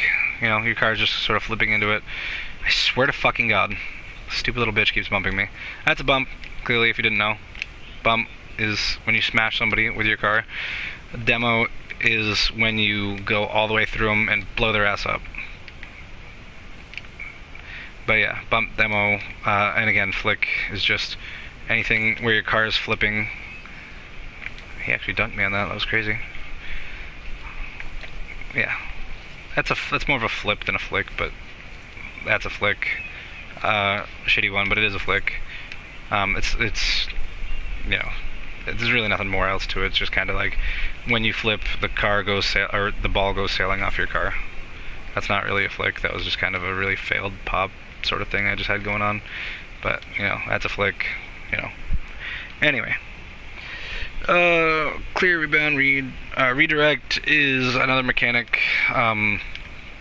Something that you'll learn when playing with me is that I'll use this term when I say I'm going forward, or, you know, nice redirect, or that guy's going to redirect it, or whatever. I'll use terms that you should be aware of. I just got to flip reset on accident.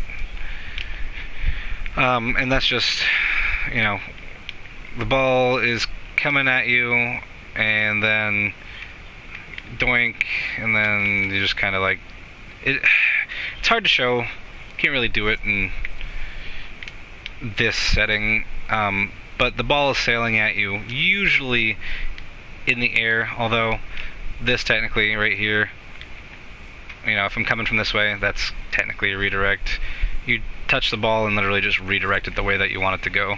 A lot of people use the term like while they're doing it in the air, because the ball will be soaring at them, and then you hit it with your car and you doink it and it'll go in a different direction. It's literally all it is. Redirect is just putting the ball in a different direction. You redirect it. Commit, when I use the term commit, it just means that I'm going to dive in for it, or I'm going to push up towards the ball. Or committing is really just you are committed to making a play on the ball. Like, I'm all the way up here and you're way back there. I am committed. I am fully committed to this ball. I'm fully committed to the play. So that's what I should say. I should say I'm committed to the play. It doesn't necessarily mean on the ball play. It just means that I'm committed to the general area, and the play is anything that helps facilitate advantage on the opponent, is what I'll say. That's the best way I can put it. Is anything that directly or indirectly facilitates advantage over the opponent. Usually, typically in the facilitation of scoring a goal, but the play can also be, you know, when a play is developing. That means, you know, things and people and the ball is in motion in a certain way that, you know, they're trying to make something happen, and that something, obviously, in this game is scoring a goal. But the things in between to scoring that goal are what's important. That's the play, and then the end result of the play is either, you know, score or defense. There are really no other outcomes And just sort of like, you've gained possession or you haven't, you've defended or you've scored. Those are the outcomes. Those are the end results of a play. A play developing is, again, the things that happen in between the end result, and a play is just everything that happens to gain advantage or the edge over your opponent. So, that's what that is. You don't always have to be involved in the play. Like, you can't always be involved in the play if you're demoed or if you're just too far away for anything you do to make a big difference. Like, you can't demo anybody, you can't defend the thing, you can't shoot the thing, you can't make a pass. Then you're not really in the play. You're not really pressuring anybody. You just kind of, you might need to get boost. Things happen where you're not always going to be involved in the play. That's fine. But when you are involved in the play, there are different things you can do to gain the advantage over the opponents. Where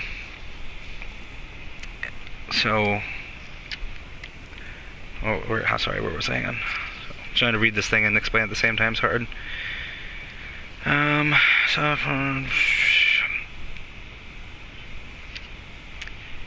Whiff, scuffed, I've explained that. Beat. Recovery is just anything you can do to land and keep your momentum, or to land effectively in position to relative effective position to the play or the ball, is a recovery. So if you want to be able to make sure your car is always going where you want it to go, at the speed you want it to go, while you're in full control of how you want to go and what you want to do. You won't always be in full control of your car. Like, there are just things that happen where you have no control over it or little control over it, but recoveries is the term that you use to describe that you are capable of being able to get into a position where you are able to move how fast and in what direction you want to go at all times, relative to the play, or just, relative to how you want to be going. It doesn't really, it's not really much more than that. It's just recoveries it doesn't have to always be landing on your wheels per se, though that's the best way you have control of your car. You do really always want to recover on your wheels, like when you're landing. But recoveries can also just be like, if I just got smashed in the air, oh no, look, I can recover and move the direction I want to go, and I can touch the ball because it's flying where I'm flying. So that can be a recovery. Recoveries are all sorts of different things. You just need to get control of your car, again, how fast and in what direction you want to go, really. Open net, when I say open net, is, it's open, or free shot, free net, just means that everybody in relative position to you and to how well you can read the game, how well I can read the game, because a lot of times teammates will be able to call out things that other teammates can't see. If there's somebody behind you trying to demo you, or he's demoing, obviously you gotta camera check real quick, or jump out of the way, or because I can see that and you can't, and then you can continue a play on the ball or whatever. But I actually went to the freaking timer, went to 0-0. I've never done that. That's funny.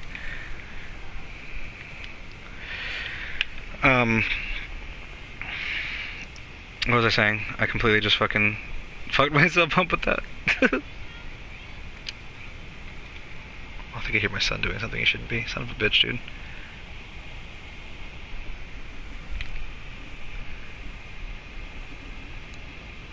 Yeah, sorry. I was just checking on my kid. Anyways, I don't even remember what I was saying, really. Oh, open net. Yeah, open net and free net, or, it's open, free shot. Just lets you know to have time where you don't have to, worry about somebody behind you, necessarily, or you don't have to worry about somebody catching up to you. I'm basically, or if I yell time, or you have time, or whatever, that just means, I want you to, as quickly as you can, but as efficiently as you can, get control of the ball and then drive it in the direction you need it to go. That doesn't mean you definitely don't have all the time in the world. People are going to get back. People are going to rush to save it. They're still going to, if they're smart, try and make an attempt on the ball to save it, or attempt on you to kill you before you can shoot it. But if I say time, like right here, time, I'm just it was going too fast for me to really make efficient practice out of that. But if I killed him, for example, or I bumped him out of the way, he wasn't in the way anymore. Like, he's behind me now. So time. Like, time. You got time. Don't bang this ball away from you. Don't shoot it stupidly. Control it. Push it in. Free net, open net. Like, this guy has an open net. Say that's my open net to make. Shoot it. If you can make the shot, or control it if you can't make the shot directly. Most of the time, you want to take control and then shoot it, or drive it in, or what have you. But if I say time, just really honestly, it only makes a difference if you are able to control it. I'm not great at providing examples for this all the time, but like, time, I can control it now. I can hit it in there, so that's what I mean. Open net, own goal is just when you accidentally shoot it into your own net. So it's literally as simple as that, either purposely or accidentally shooting it into the net that is not the opponent's net, your net. That's an own goal. Sink it, or, obviously means just shoot, put it in the net, it's your turn to shoot. Sink it just means, like, the ball sinking into the goal, it's going in. If I'm like, oh, it's in, or it's going in, it's on target, I usually mean that the ball is going to, if not intervened with, go into either goal, depending on if I'm on the ball and it's going in their net, or if you're on the ball and it's going in their net, or if it's, they're on the ball and it's going in our net. Just it's all relative to how these terms are all relative and interchangeable with how the play is developing and which direction the pitch is headed. So that's what you want to keep in mind with that.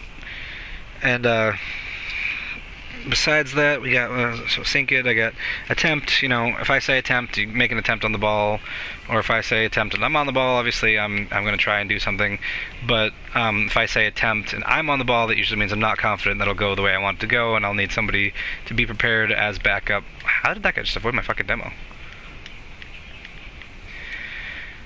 So if I say like attempt or attempting, that just means I'm going to go for it, or I need you to go for it, and I don't need you to be super clean about it, but I need something to happen. The same thing with, like, it's interchangeable with challenge, pressure it, so on and so forth. Just really, it's contextual and just really dependent on, again, like what's happening on the pitch and how the play is developing. Best I can do, same thing. If I touch it and I don't have a follow-up, that's all I got. The best I can do, that means somebody needs to come in and make a play on it, or follow up with it, or be ready for what I left off with. A soft touch, again, is just a really light touch to you. A hard touch is one that's a fucking boomer of a touch, just absolutely smack the living shit out of it, which I did not do there. I'm gonna get some boost so I can try and do that this time. But that's kind of like a hard touch. It went pretty far and fast. That's a hard touch. That's a hard touch. It's not controlled. The ball is going to be getting away from you faster than you can really catch up to it quickly and efficiently. That's a hard touch. Again, commit is just when you're all the way involved. Oh, that's what I meant to cover. That's what I was going over. Commit is when you're all the way involved in a play, and you can actually overcommit. Overcommitting is not good. It's like when you are too far committed to the play that you cannot bail out of it, and there's a possibility that you might get punished for being overcommitted. Like, if I'm all the way up here and I don't see, like, somebody has a really booming touch on it, I'm overcommitted in the sense that I'm so far back from my net. If that guy turns around, like right here, I'm overcommitted. If he was a good player and used boost, I would be way too far away from it, overcommitted out of the play, to him to save that ball. He would have had a free shot on my net, and there's nothing I could do about it.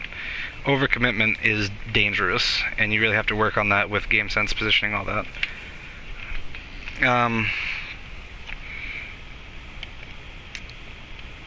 When I say you're all alone, or just you, or all you, or whatever, then that means, I'm too far. Like, say Armstrong is my teammate.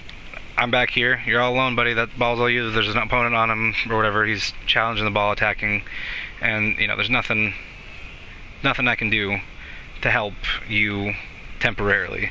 That's either that ball's getting scored or you're the one saving it. Either way, it's completely up to you to make something happen because I'm too far away to do anything about it, or I'm demoed, or something of that nature.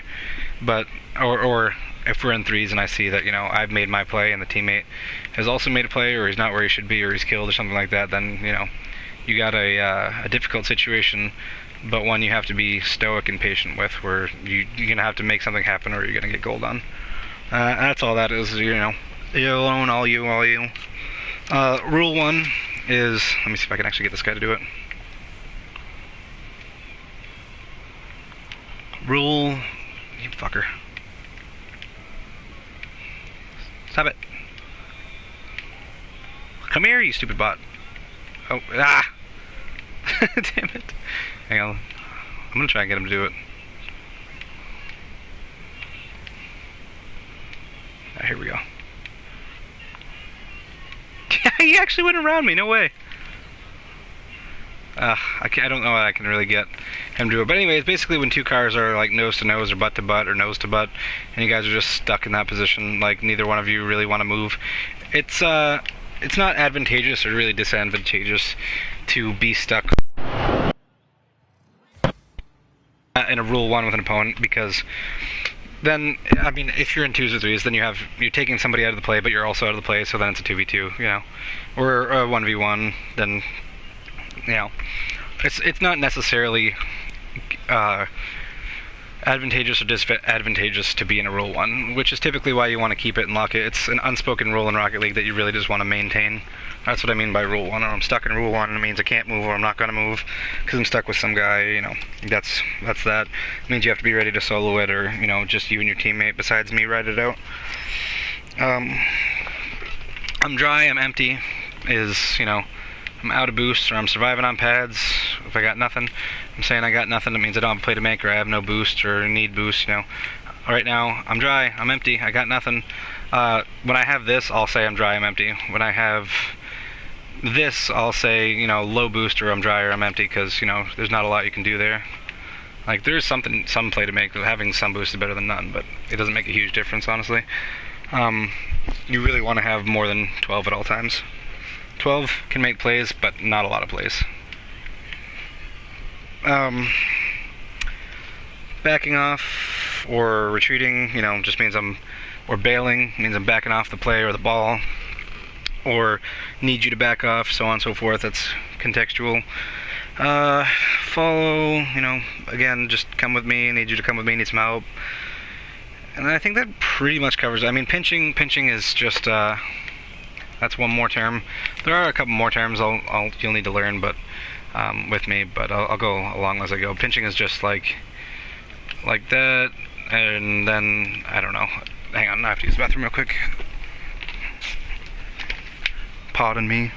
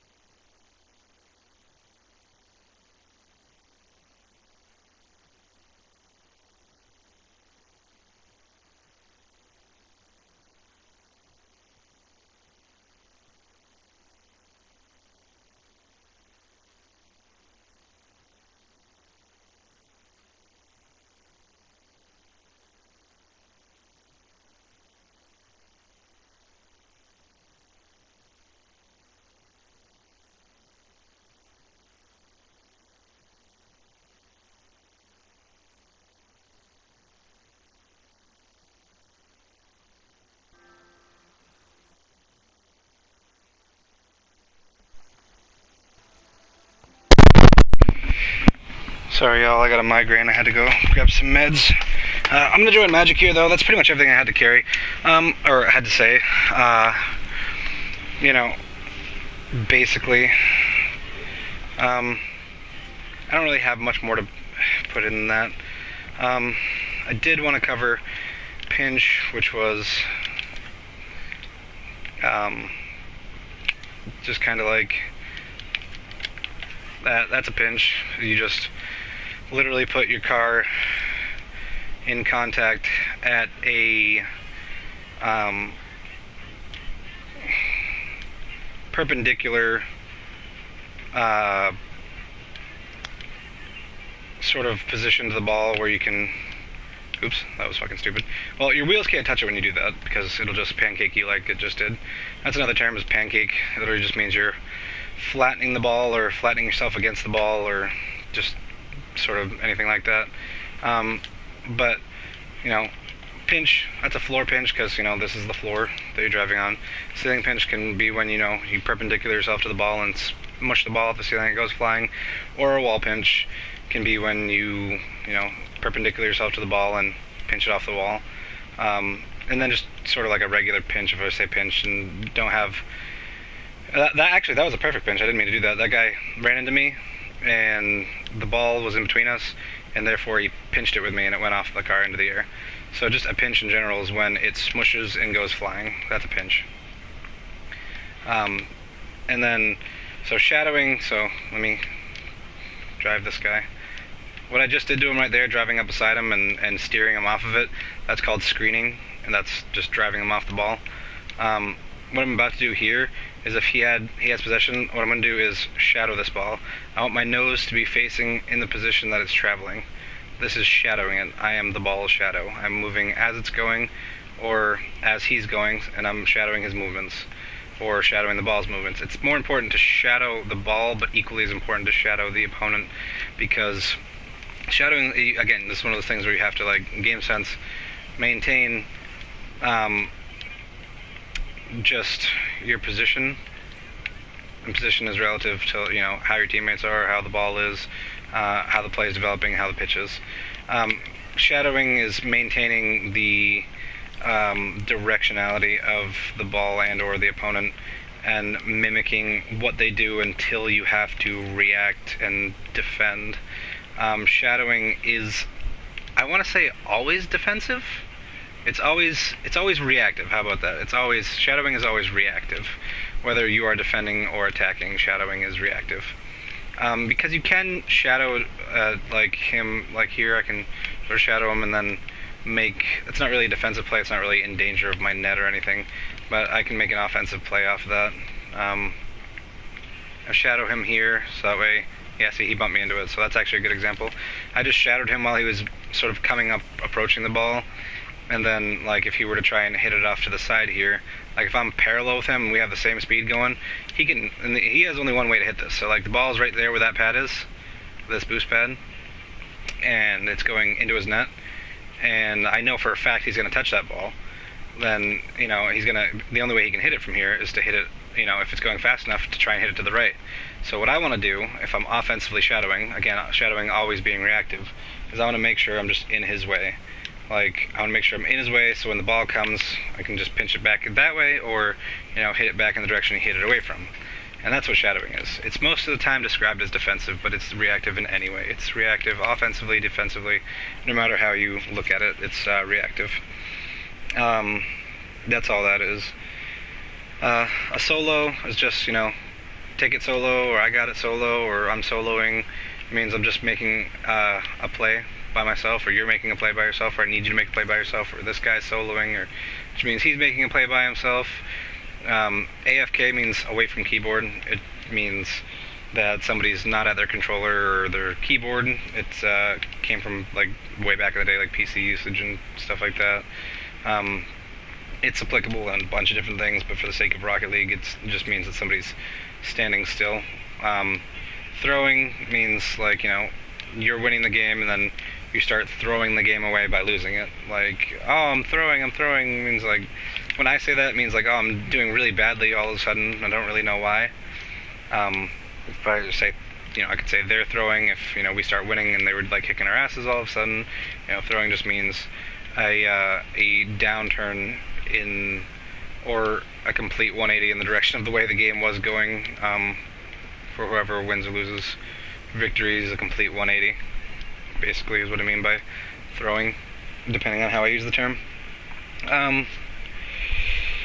Let's see. Center, follow, try, going.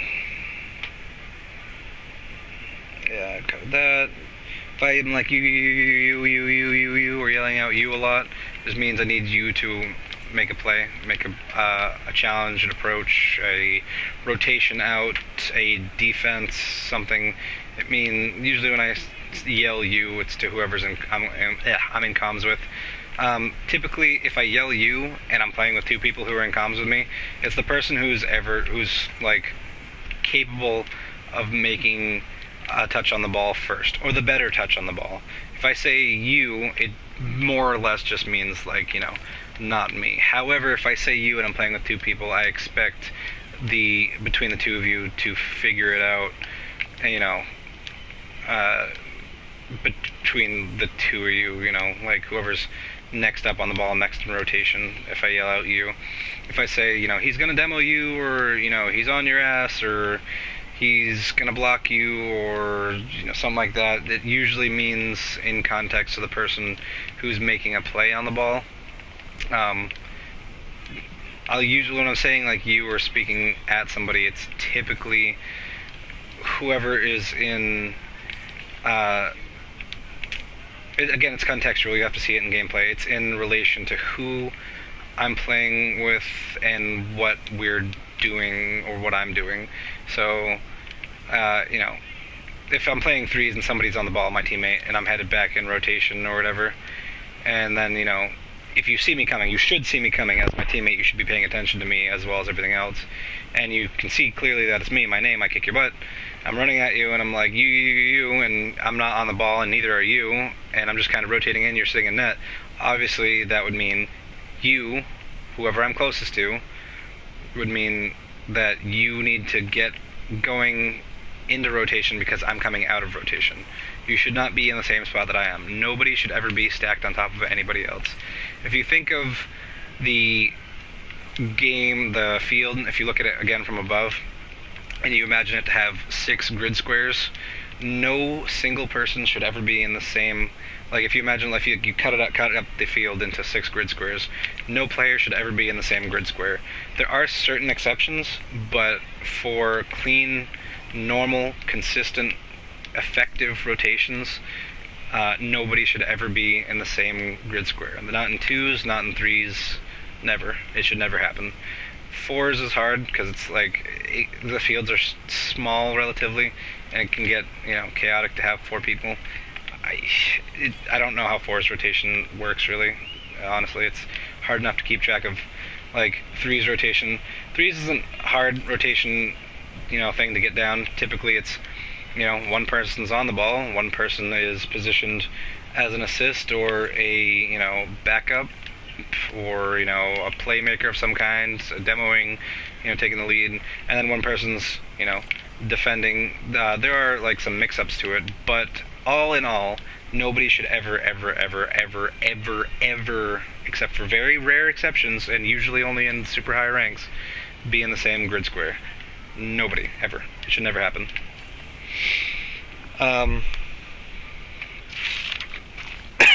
As far as terminology, I think that's pretty much all I have. Again, I've covered starving. I think starving is just, if I say, I'm starving, that means I'm out of boost, or I'm empty, I'm dry, or I'm dry, I need boost, something like that, I'm completely out of boost. If I say, if you see me, again, it's going to be like relative to, it's going to be hard to explain without gameplay really. If you see me running around grabbing boosts, I'm like, oh, stealing, that means I'm taking their boost, or, starving, I'm taking their boost, and, that is a relevant off-the-ball play to make. There are relevant off-the-ball plays to make. Demos and boost stealing and just, pressuring are all relevant off-the-ball plays to make.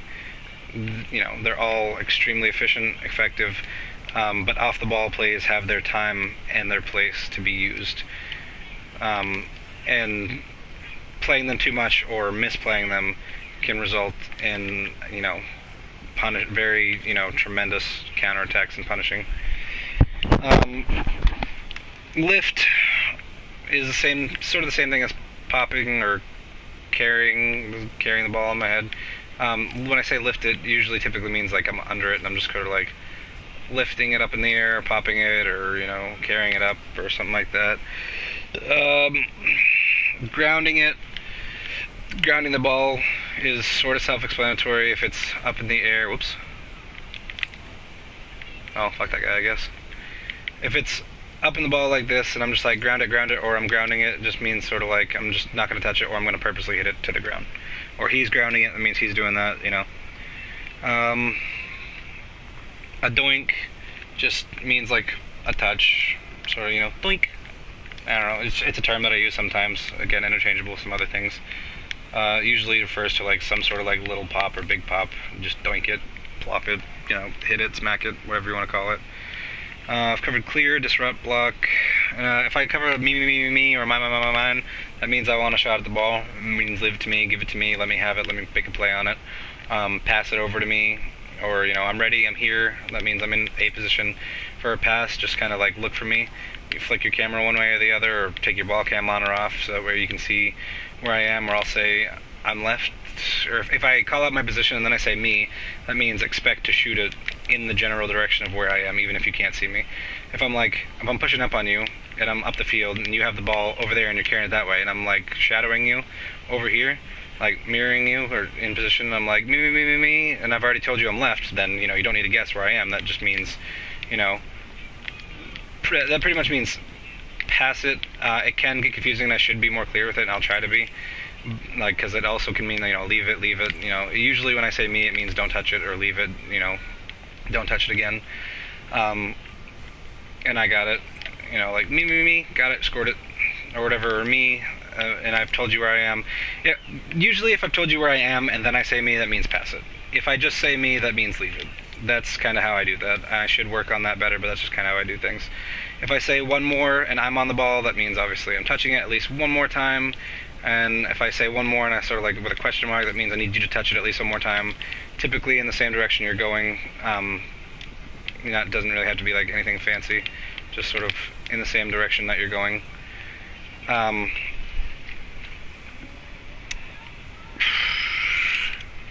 Solo pass, passing is passing, you're getting the ball off of you and onto the teammate. Cutting, pinning, pinching, catch, dribble, backboard. When I say backboard, this here, this is the backboard. This above the crossbar. This little piece that I'm currently dangling off of is called the crossbar. These two little corner pieces right here, these 90-degree angles, these are the posts. That's a post. The top 190-degree angle is a crossbar, and above the crossbar is the backboard. In and out, just in case you didn't know, is in the goal and out of it like I just did. Back into the goal and out. So if I call in and out, or I'm on the in and out, that's what I'm talking about. Trapping the ball is basically like catching it or pancaking it, or just sort of in some way immobilizing it. Or if I say I'm trapping him, obviously I'm trying to trap an opponent, but it means getting a soft and wide enough touch with your hitbox or of your car to completely pretty much kill the ball. And killing it is making it stagnant, still, stop, or put it in a certain way or direction. Like if I can trap the ball and keep it going in a certain way, like if me and this guy are sandwiching it, like as in like he's pushed like parallel to me and we're carrying it this way, and I have him trapped because he can't move, otherwise it's gonna move in the direction I want it to move. That just all of that is considered trapping. I covered shadow, starve, grounding, redirect. A flip reset is exactly what it sounds like. When you get one jump in this game, or you get two jumps in this game, and you can use your two jumps as a flick, or you can use it simply as a double jump. Or not a flick, a flip, my bad. You can use your two jumps as a flip, or you can use it as a double jump. That's what that is. And a flip reset is, again, self-explanatory in that once you have used both flips, or if you have used one flip, there's a certain timer before. See, I can't press the X button again and make it do it again. There's a certain, like, 1 to 2 second timer that you get before the second flip is wasted if you don't use it fairly immediately. And that is... You can use that in a variety of ways. But when I say flip reset, it's just, you know, you resetting that ability. So, like, right here, I don't have infinite boost, so I can't really showcase it super well. But, okay, I've already jumped twice. I have no more flips to go. A flip reset would be, now I have my flip back as all 4 wheels touched. Once you have all 4 wheels touch a surface, it could touch somebody else's car, it could touch the ball, it could touch the ceiling, touch the walls, or the ground. Your flip is automatically reset for you to use it again. This is technically a flip reset. Now that I've landed, that's a flip reset. Now that I've landed, that's a flip reset. It's not always something fancy, but typically when people say a reset or a flip reset, it just means that they've done something to reset their flip so they can use it again in however fashion is effective. People like to typically go when they say for resets, they mean like ceiling reset. So now I have my flip again. And that's effective for making spontaneous and powerful directional movement on the ball that it makes it hard on the opponent to predict. But you can also get flip resets on the ball, and I have not perfected that by any means. I can do it every once in a while, but it's difficult. But technically, you know, if I landed on all 4s like that on top of the ball, that would be considered a flip reset off the ball. Yeah, that was a flip reset because I'd already jumped and then touched it. So that's what I mean by that. Half flip is a mechanic. I'm not going to showcase how to do it, but I will show you it being done, not the same. Half flip is just me changing from one direction to the other like that. It's the fastest way to move from one way to the other in the game if you're going directional change. Air roll is just when you spin your car. This is an air roll. That's an air roll. When you're just spinning your car is an air roll. You're rolling your car in the air. Flipping your car like that is not an air roll. That's just a flip. You can air roll and then flip, but flipping your car is not the same as air rolling your car. You don't. It's a button binding and mechanic thing, and it's not something that I'm gonna talk about in depth right now. But just things that you need to know when working with me is I will use these terms, and if you want to know what they mean, that's really all you need to know is like how they look, what I'm doing when, and how to respond or react to them, and that's only something you can learn again from the gameplay really with me.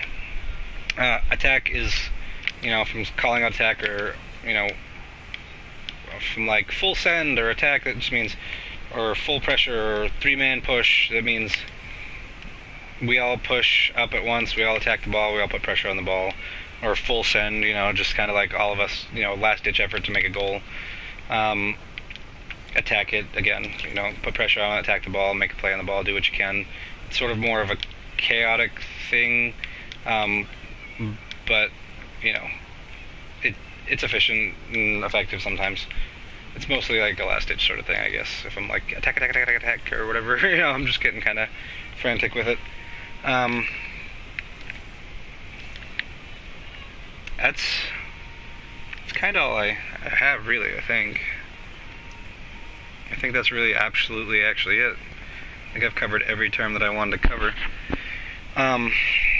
So I was going to do guided replays, but since Magic's here, you can just sort of see comms as they pop up. So we'll go with that.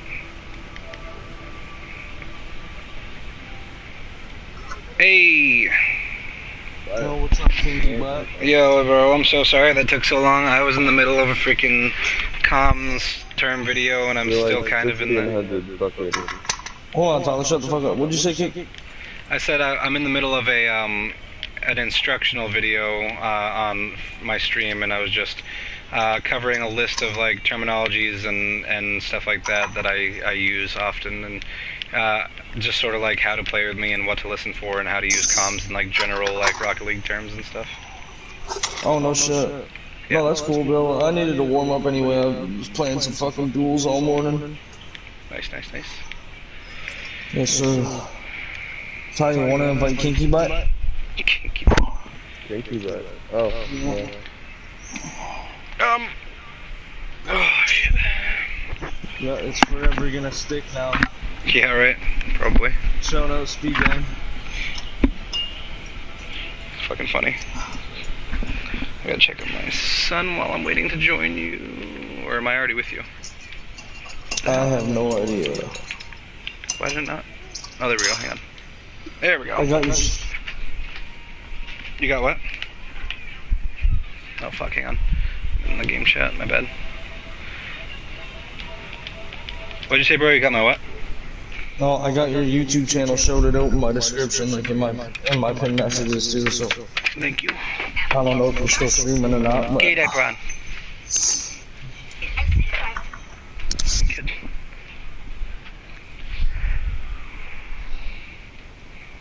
Wait, Ebron.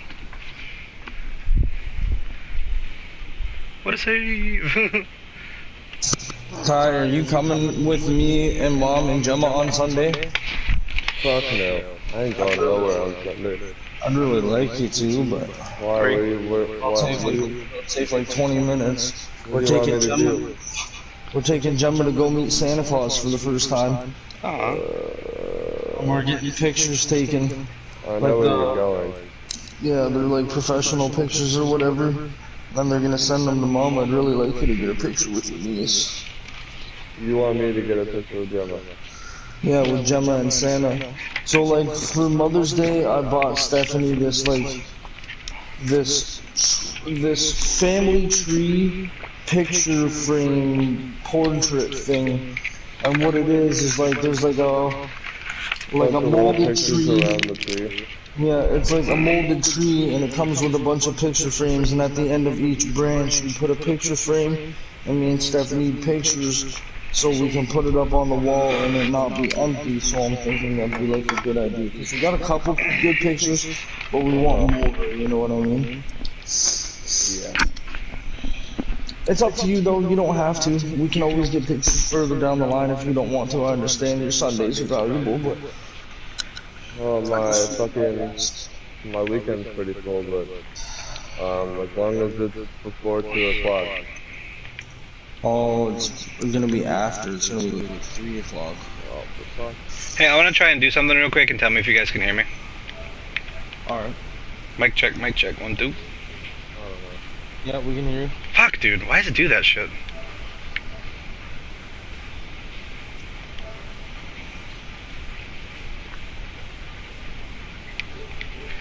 I run to the boys.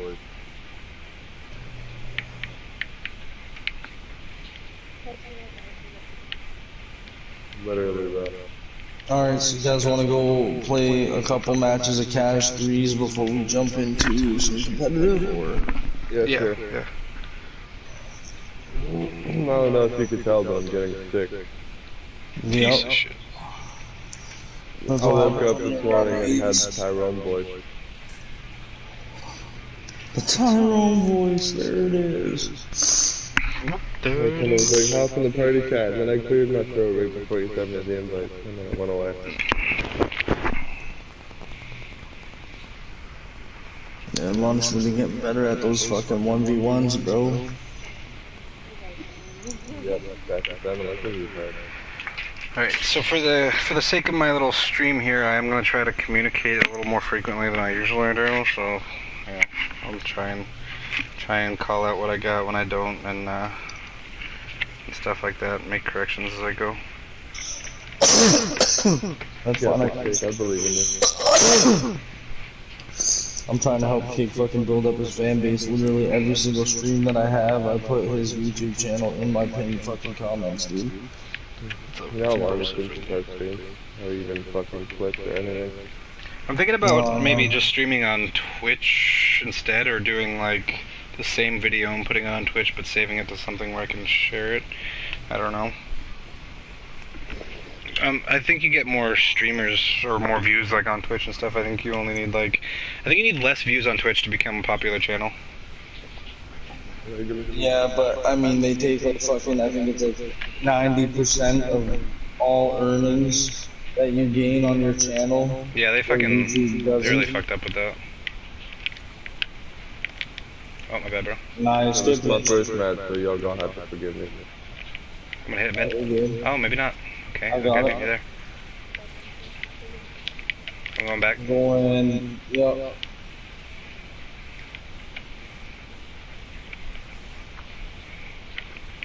Alright, I'm on the left. I got it. Oh, horse shit, dude. I'm going back right boost. Getting weird legs, mate. It's not bad, but it's weird little ones. That's all you, Magic.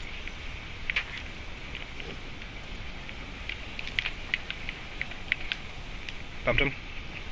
Back right boost again. When I say back right boost, I'm talking about the face of our net. Yeah, I actually covered all that on my freaking thing too, that's funny.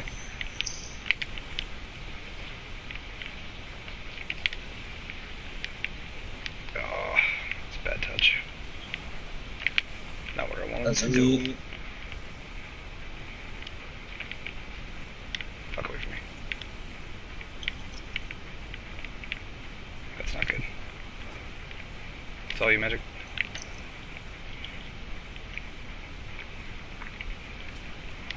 I got that, go for it. Oh, I couldn't. That's so stupid. They spawned me right in the same spot that I just fucking died in. Oh my bad. Get the fuck!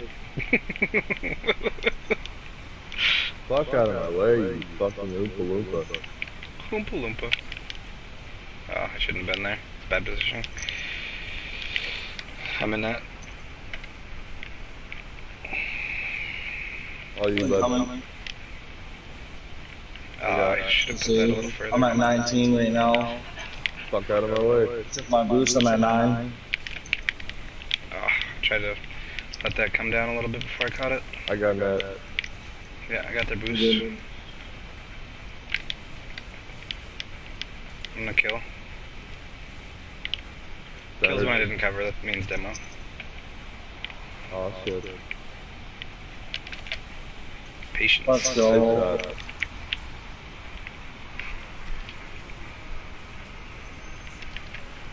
Yo. Huh? See, I like it when us 3 play, especially in the morning, dude, because I'm gonna tell you right now, there's certain people I'm not gonna mention that downright piss me off when I try to play comp and shit with them, dude. I want you to mention them. Yeah. They fucking jump over my goddamn head for the ball and shit. Like, wait your turn, nigga. We all got a turn. I wonder who that could be.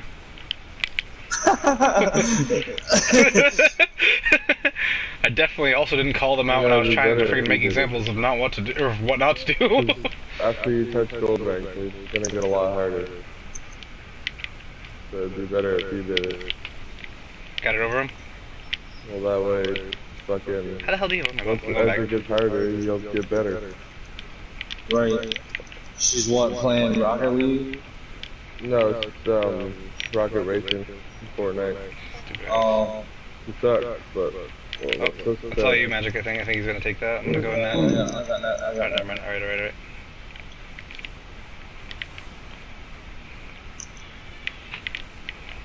Fuck you, bitch. No, I should have said something. I'm sorry. Alright, you're good. That's right to you anyways. I'm going up. Terrible shot. Should have had that. On this. I thought he was gonna hit it. I was trying to fucking read what he was about to do, but he completely missed. I ain't got no boo. That's all you. Wait. Wait. Yeah, wait. Wait. Yeah, wait. Stop mocking me. I beat you.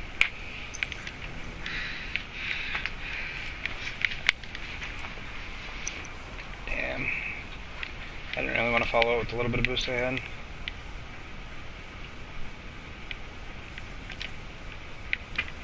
Fucking asshole. Fuck off my ball. I got that.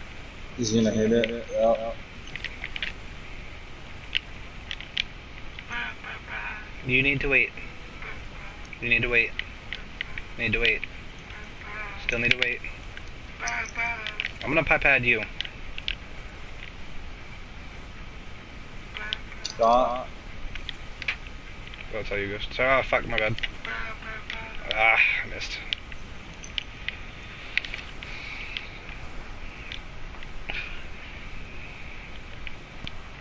Fuck. I'm just gonna try and play it slow and let it hit the ground. Oh, never mind, he's already there for that. I didn't think he'd be there, but he missed anyway.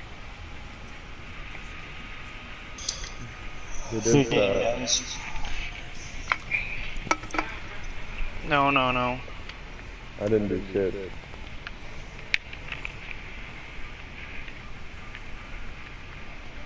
I mean, it's literally your first game on, dude. Garbage! No! I was mostly letting you guys do everything. We went to the main menu, kick, so you know. Are you fucking kidding me, game? Or not game? That's one thing you really have to account for too when you're trying to pre-jump the ball or pre-read No, somebody's you gotta go watch TV because you messed this up too much. It's not working. You gotta fucking account for your opponent missing constantly. It's something I've noticed a lot because like right then and there in that game when I jumped off the wall thinking that the other dude who jumped off the wall was going to hit the ball, he completely missed and I was already too high in the air to even come back down and hit the ball. Oh shit, did you guys go back to the menu? Yeah, I said that. Oh, fucking piece of shit thing. It fucking sucked me into the game. Fuck you, I'm not playing this now. Leave. Let me leave! Fuck off, game! No, you can fucking eat shit. I'm closing the app. I'm being forced to do that shit. Suck my